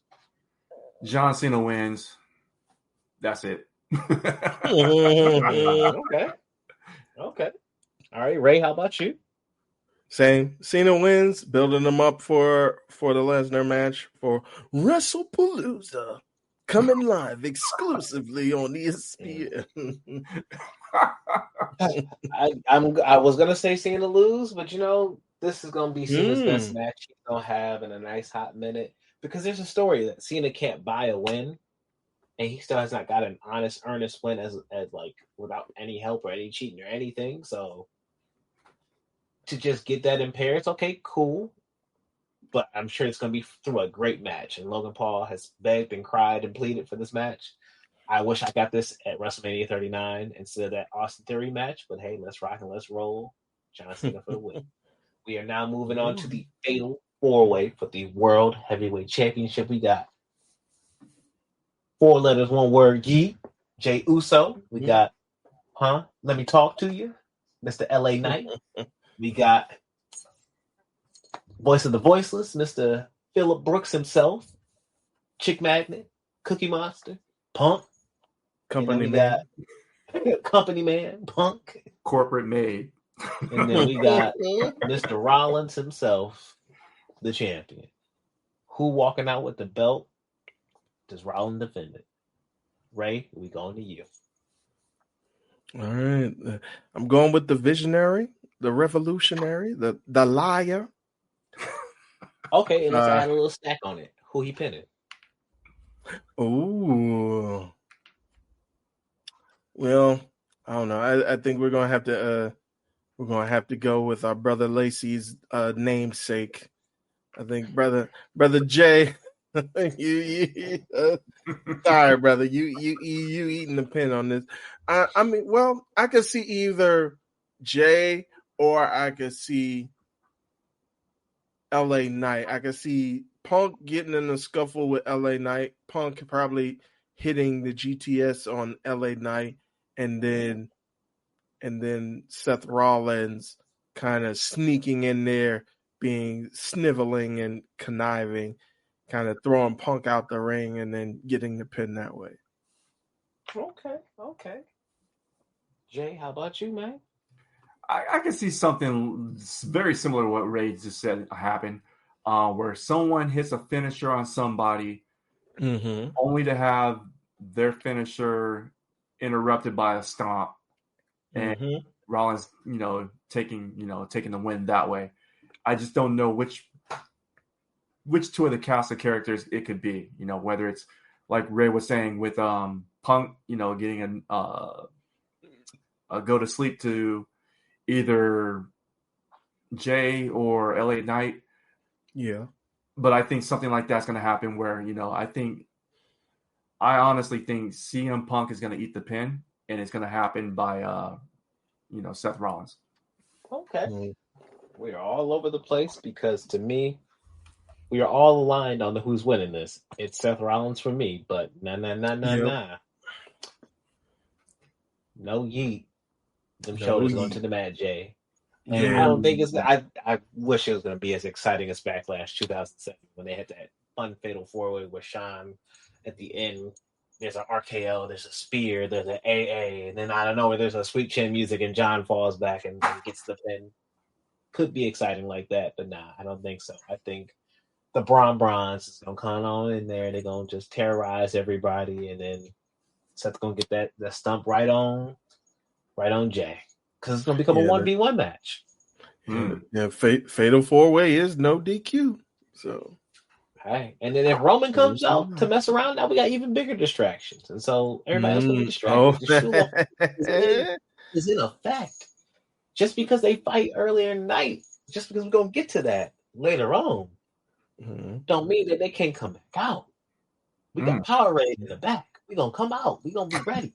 No, they got Prime. Oh, excuse me. Oh, yes. yeah. They got that Prime drink. You know, Prime energy. Hydration station. How you get ready after that? So, but okay, we going on to the good old fashioned. You know what? Nah, we gonna skip that since I see the Shula follow in effect. We're gonna already jump the card. We are jumping it. I feel like I'm being stolen away by Bronson Reed versus Roman Reigns. Jay, who you got? Does the Shula follow stay with Bronson, or does Roman get his shoes back? What it be? Nah, the Shula Fala is gonna stay with the Shula Fala. It's gonna stay with Bronson. Okay. He gonna win by DQ. He gonna win by DQ. I think he's gonna win by DQ. I would love to see that simply because you need to make another player. You need to make the vision. I think that's what they call it, right? The vision. Yep. Yeah. You need to make. There can't be any weak links right now. There can't be any dissension, no cracks, no flaws, no nothing in there. And I think that he's gonna have to tsunami. He's gonna tsunami and take another pair of shoes. We're gonna have some more J's around the neck, so that's what I'm thinking. That's what I'm hoping for. All right. Tribal Thief with the W. How about you, Ray? We got the Tribal Thief getting a 1 point. Are we gonna be around the horn with the Tribal Thief on this one? Well, I think I'm leaning that way because at first I was leaning with Roman since we already had the Tribal Thief. He ate a pin at SummerSlam against Jay, so I'm like, well, there ain't no way if Jay could beat him, then it ain't no. And no offense to Jay, but respectfully, if Jay could beat him, yeah, of course Roman could beat him. But I think some shenanigans are going to be afoot, especially with the wise man, aka the Oracle, wandering and waddling around. So, and I think that we don't get the true climax to the Vision and to all of these other characters surrounding the Vision until Survivor Series War Games. So in that, to lead up to that, I think you got to add one more pair to the Shula Fala. Okay. All right. Well, he got 2. I'm going the opposite way because all it takes is one to acknowledge him. Roman Reigns will definitely be getting that dub back and them J's off his neck. That's just a wrap. Because fool me once at SummerSlam, fool me twice at Clash in Paris. I will not be made a fool again. Because Roman will not lose again until he faces Braun Breaker one-on-one. And Braun's going to kill Roman. And I'm sticking to that. That is his next loss. He will not get off that. His next loss. I'm going to stand on my ground and stand on my mountain. I refuse to let it go. And so Roman Reigns for the win in Paris. Acknowledge the man. That's just how it's going to go. You remind me of back in the day. I don't know if you guys were like old school with the Law before Pollock and Ting had their own thing, but they had the Law. You remind me of Jason Agnew forever just saying, we gotta see Undertaker versus Sting. It's got to happen. It's going to happen. You would have happened, but stranger things, I guess. Stranger things. But I think Bronson's time and big moment will come in Perth because he missed the last one because of his wife giving birth. And so he could not be at that show where he went to he was supposed to be in the chamber, I believe. And so the man he deserves his moment in his hometown at that arena. And so when they go back, I'm sure he'll get a big moment on that show, but I don't think it comes prior to that show, personally.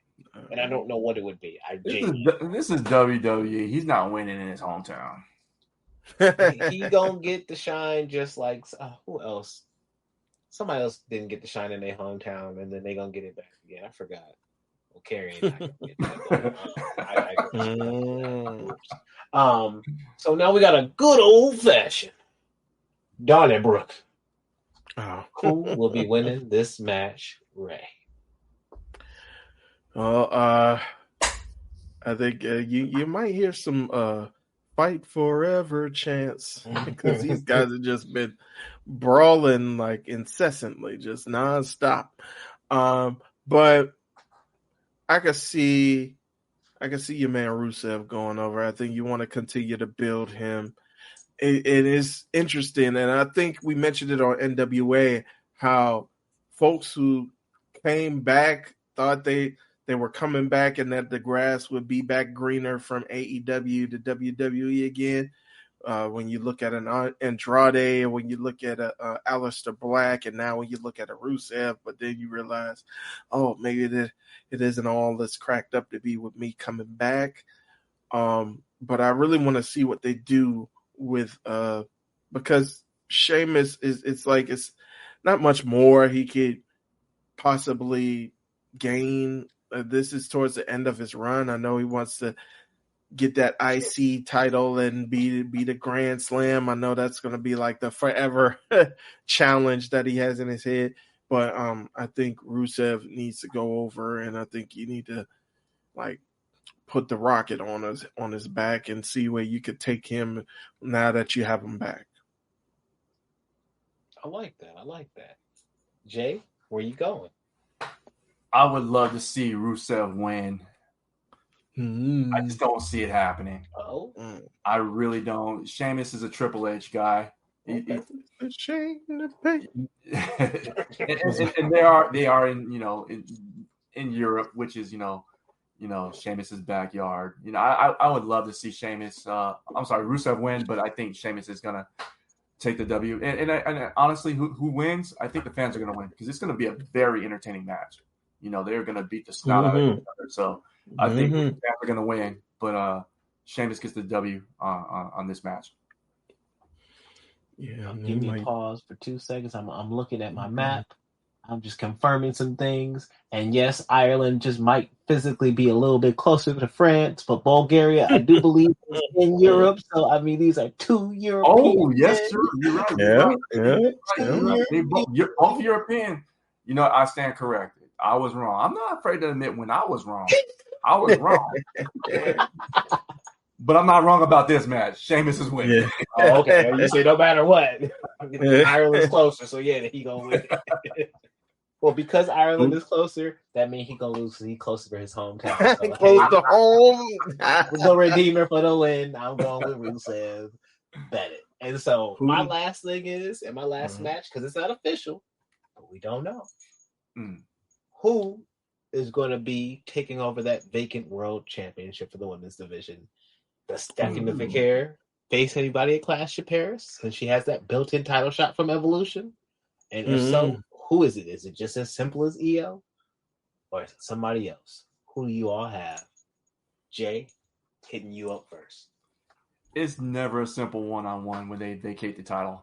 It's got to be at least a triple threat match. You just had Rhea Ripley in a match for the title not too long ago. You had Io Sky in a match not long ago for the title.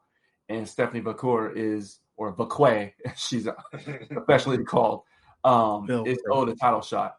So I think it would be a triple threat for the women's championship with those 3 ladies.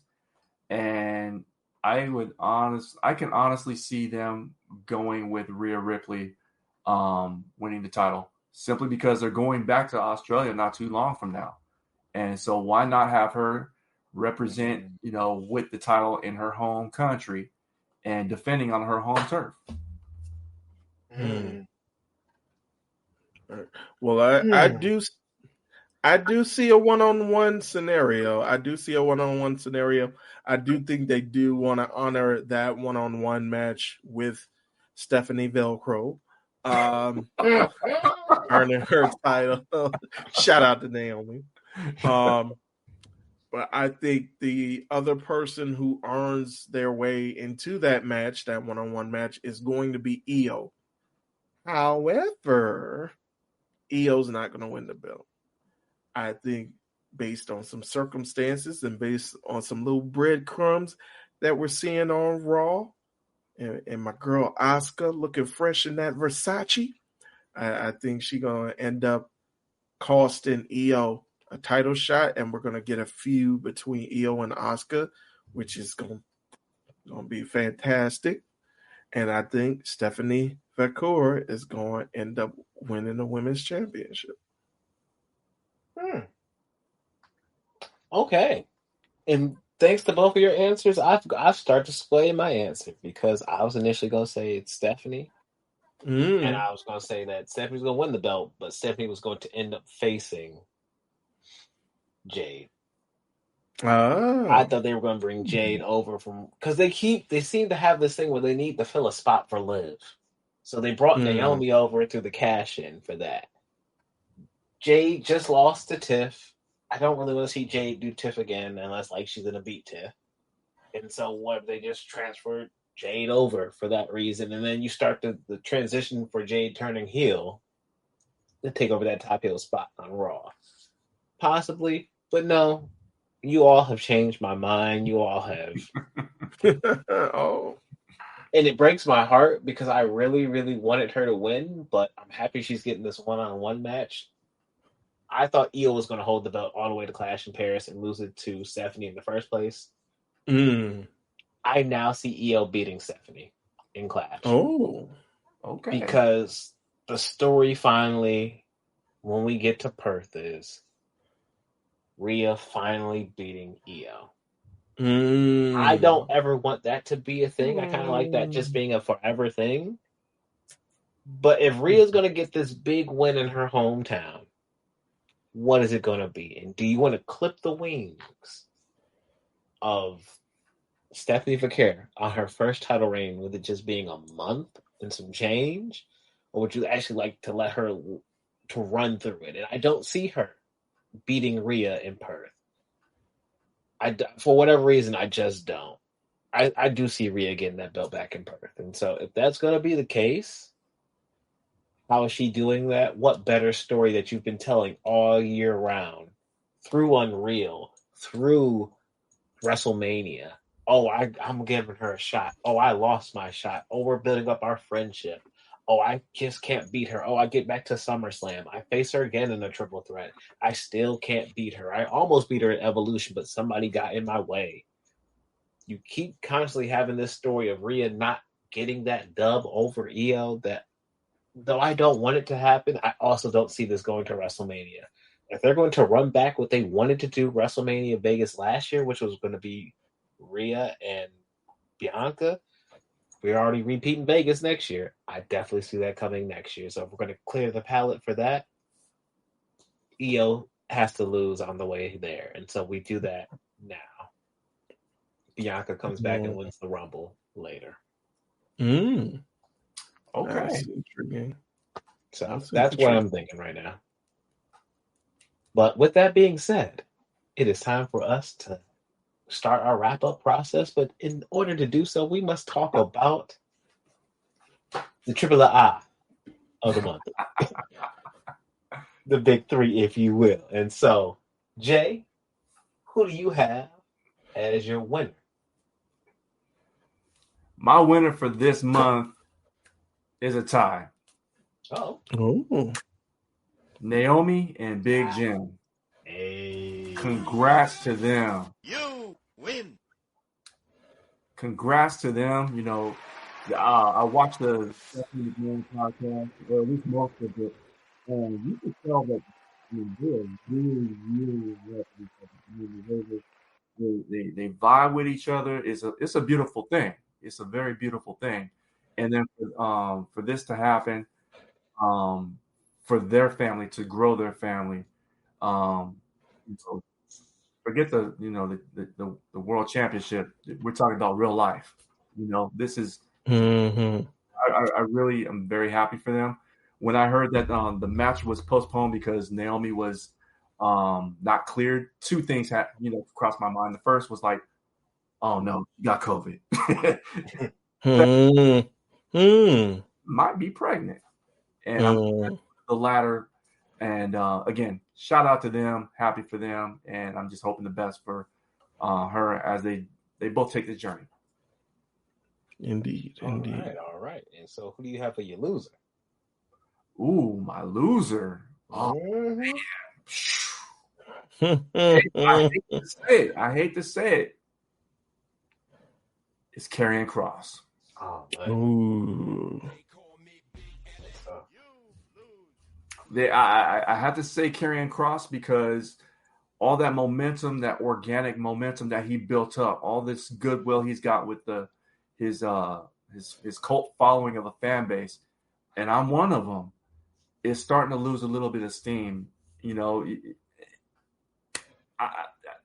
I want the best for him. I want the version of Killer Kross to be displayed on WWE TV if he's going to make it back. If not, give me the version of Killer Kross that we know and we are fans of.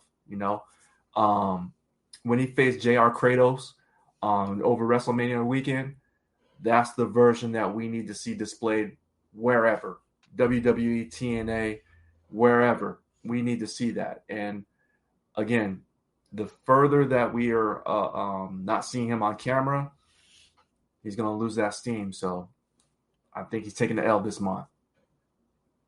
All right. So who's your eye of the month?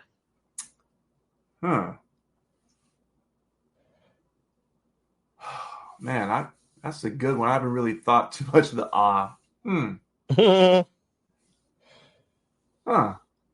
Give me a second. The of the month goes to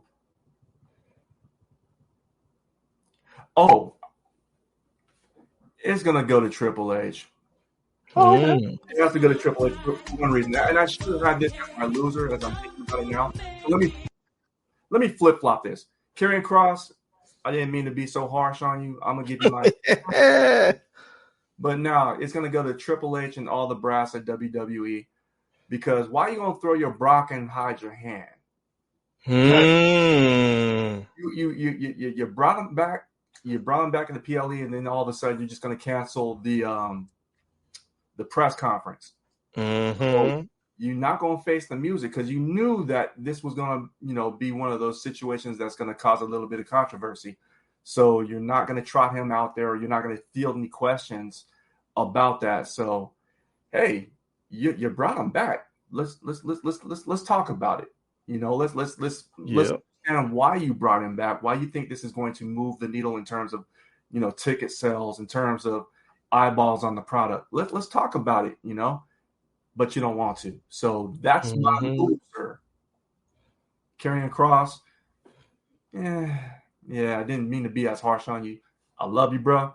But that's where I'm gonna go with this. All right, and Ray, we're going to dive into your big three, your Triple-Ahh, if you will. Gotcha. Who's your winner? We here, Jay. We here. Naomi and Big Jim. You win. Just everything that, like I was talking about earlier, everything that Naomi went through this year, just her big break, and now for it to end. And I'm glad people ain't coming out and being like, oh, this is irresponsible, and how can you do this? And you knew that you were these folks have been married for, I want to say, at least maybe like a good 8-10 years. Like or well, not that long, but maybe like a good 5 to 8 years. They've been married for a while, so we ain't gonna act like they haven't been trying, right? They got married to Divas. They showed it. So no, you bought right. Yeah, about 10, 11 years, something like that. Yeah. Yeah. Okay, because I'm trying to think, because I know they were in NXT, or not NXT, but they were in developmental with each other, but that was like a minute ago. Mm-hmm. But, a few gimmicks ago. Yeah, right. Funkadactyls. Right. But I'm trying to think. Yeah, I think that they deserve it. Like they deserve it, and I'm happy for them, and I just wish them the safest of pregnancies throughout the next 9 months and change. And I love how Naomi stayed in character on on Raw, like just keeping it going and kicking out Adam Pearce. I hope in your church shoes. shoes. Church shoes. Oh, she was, and just seeing like this development of character from her is just awesome, and I just love to see it. Even when she has to make this huge announcement, she's still playing around, talking about the Netflix and chill, like, but she's still showing her character. And then like behind the scenes, I think Byron Saxton had like a little clip on his X account where she gave him a bunch of ties, and they were all like the yellow and black striped and the caution tape style ties, and he was wearing. So I'm just really happy for both of them, and Big Jim. Hopefully you ain't getting that many wins on SmackDown, brother, but this is definitely a win that supersedes all of that stuff in the ring, brother. So it's good to see. It's good to see. So wild.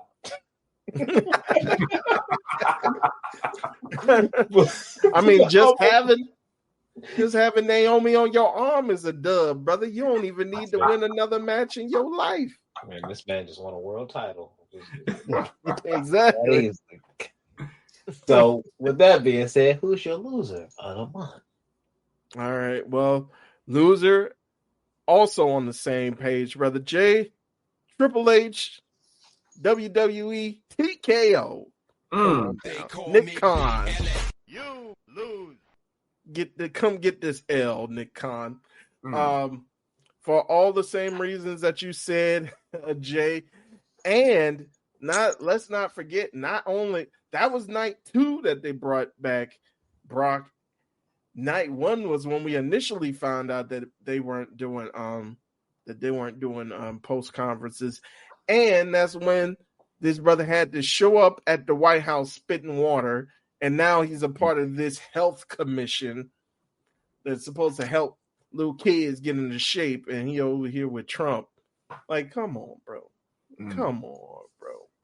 And we all, I don't think we got a chance to mention it on this show, but just TKO as a whole, then UFC talking about they're going to do a show on the White House lawn. I don't think that's going to work out at all.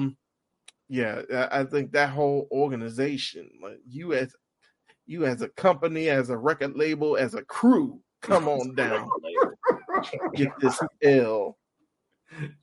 All right. I like that. And so, who you got for the eye of the month? All right. Well, my eye may shock you guys.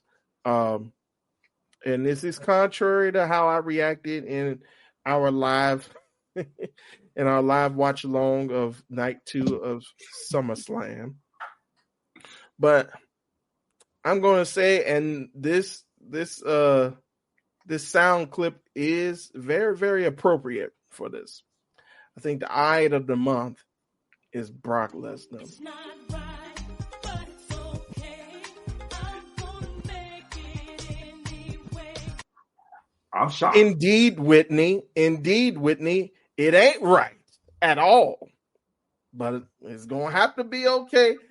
I'm only saying this because guilty until proven innocent. The brother was not named as a defendant, even though his name was in the report. He was not named as a defendant, but it's still shady, brother. I'm still looking at you with the side eye. Like, it ain't good, it ain't bad, but I'm wondering about you, Brock. I don't think they should have brought you back at all. But now that you back, like, I ain't gonna be all happy like some people were on this program, hopping up, running out the scene, coming back like they were on an episode of Maury. I ain't gonna be all excited like that. I wasn't happy for the mug. I was. Rob, You you are listen to not the the clip. father. Go back and listen to the clip. I said I should have opened my mouth. That's why I jumped up, because I was gonna be like, "What if Brock come back right now?" And then literally Brock came back, and that's why I jumped, because I was so bad. That's why I said, "Go back. The footage is there." I said, as soon as I sit back down, I'm like, I should have opened my mouth. That's the first thing to come out of my mouth. I was like, I should have opened my mouth. Don't try to pull that on me. I was not happy to see that man back, but I was so mad that I could have said that, and it would have been on camera, and I would have spoken into existence if I would have spoken just 5 seconds sooner. That's genuinely all it was. That's why I went. See, I saw the reaction. I was like, man, I wish I could have put in a part of that show just right there for that, right? Because I saw GB's reaction. I was like, oh. And then you trickle down, you see Nate. Then tape delay Ray. I'm like, tape delay. Oh my god. Tape delay Ray. Tape delay Ray. I like that. It was awesome. But honestly, if you look at I posted it, I saw the optics, I was like, oh, that looks awful. I look so happy for that man coming You back. really did. Like, there was actually the most happy man in the world. You ain't beating those allegations, sir. I put the clip up. I put the clip up on YouTube, and somebody commented, said, "We're all the guy in the blue. It takes us back to our childhood." I was like, "Oh, was I the guy in the blue?" You were the guy in the blue at the top. I don't know. I wear all colors, so I don't know. I got 3 colors on now. I don't know what color I was like, he got blue on right now. He could have been blue one. I don't know. Come on now. You ain't beating this one, Ray. I'm beating them allegations. Go look at the footage. It's in the footage. I even literally. I should have just spoke. That's it. I thought you meant when you said I should have said something. I thought you meant I should have just said who it was that was coming out. I didn't think you were going to say, "Oh, he was on the tip of my tongue. I was going to watch if Brock comes out." I didn't think you meant I'm thinking like we thinking about Dwayne. I'm like, but Brock has done this before coming back at SummerSlam, especially when he's been gone for hiatuses, and that's where my brain was at. And he did it with Cena after Cena lost at SummerSlam 2021. So in my brain, I was like, "Oh, what if it's like that?" Nah, it should be Dwayne, because Brock wouldn't make no sense. And that's when I jumped up. That's when I jumped up. You can put me on trial if you want. I don't care. Kill me. It's all good, because I'm going to hunt y'all after death. I'm going to just give me the Brock Lesnar riff every time I come in the room. Yeah. Oh, it's a ghost. Y'all. It's just me. I'm back. And I don't care about them allegations. You're going to hear this all day long. But with that said, Brock is your eye at the month. Well, mine. We all on the same page. But for me, it's not a 1-peat. It's not a 2-peat. It's a 3-peat. Because Naomi, this is the 3rd time you the winner of the month. You cooking. You Get them dubs. Eat a dub, Naomi. Like racking them up. Racking them up.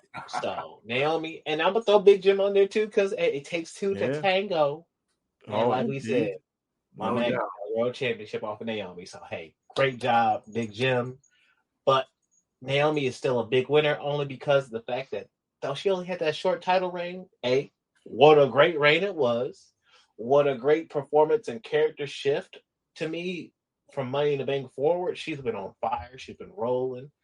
And she's been pushing that every time she can. Every inch of TV time, she rolling on the proceed with caution cart and crashing. She doing her thing as a star and as a personality. To me, watching Naomi from all the way being a Funkadactyl to now, this woman has evolved and grown and changed the game for her character. From feeling the glow to now, yeah, you gonna proceed with some caution. And she got people actually feeling that through the custom belts, the custom briefcase. She's made that a part of her character, and to the point where, like, oh, I'm gonna mispronounce people's names. I'm gonna cook you. I'm gonna talk about your shoes. I'm gonna even keep character because, yeah, I might be pregnant, but that don't mean I gotta be all just mellowed out and like somber about it the whole way out. I'm gonna show you, yo, I'm still the same one. And that character switch, to me, one of those best type of announcement segments we've ever had.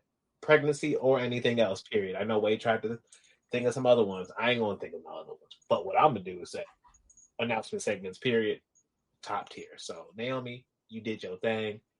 My loser of the month, that's WWE. Straight up. They call me And that's because I'm just good. I'm good on your tactics. I still ain't went back and watched Saturday Night's Main Event fully. You know why? Because I don't care. Stop throwing so much. I do like it, and I don't like it. Too much birthday is a thing. It's I'm sorry. But literally, too much birthday is really a thing, and y'all need to take a break. Let the people and the content you're showing. Think about that NXT show that weekend. I heard good things about Ricky Starks and what was that? Ethan Page. I heard they had a good match, but like I ain't go back and see that. I ain't see it. Yep. I ain't see it. I'm tired, boss. Take the word for it. Yep. I'm tired of watching the wrestling, Grandpa. Well, that's too damn bad, says WWE. So hey, it is what it is. I need a break. Back up with all that and the wild tactics you got. It's cool, but like you don't need to be this aggressive. Take a break. True. And my eye of the month, John Cena. Because you know what? That heel turn, it wasn't right. For that last match, it was okay. I give you that last match, John. You pulled out something with that one because that was your best match since Elimination Chamber. I was there at Mania. I wish I got my money back from that Mania match. Awful. Trash. It's 2 Mania matches you owe me a refund for because that's Austin Theory for my first ever match to kick off any WrestleMania I've ever been at. Boo and hiss. And for the last WrestleMania match I saw live, boo and hiss. You have bookended my WrestleMania experiences, and I need my money back, please. That's a true heel. Right. You all right, though, Cena. I ain't seen Peacemaker Season 2 yet. But I'm kind of hearing some okay things about that. We'll see. I don't know. Yeah, he might. That's it. Oh no, go ahead. What you say, Rick? I was gonna say you're gonna run up on him at a red carpet at a premiere somewhere. Like, where's my money? Pay me. I need that because you're playing with my emotions. You're gonna be with the microphone. You're gonna be like, Gerard Brown, Nefarious Media. Where's my money? Start reciting dates. Yeah. So on April 20th, 2025, there's a receipt I have for you that I need you to give me that money back right now for that event. I heard that. Also in 2023, March. There's an event. I can't remember that date, but whatever that date was, I'm gonna need that back too, buddy. Come on, give me that back. I know you got that in your pocket. Come on.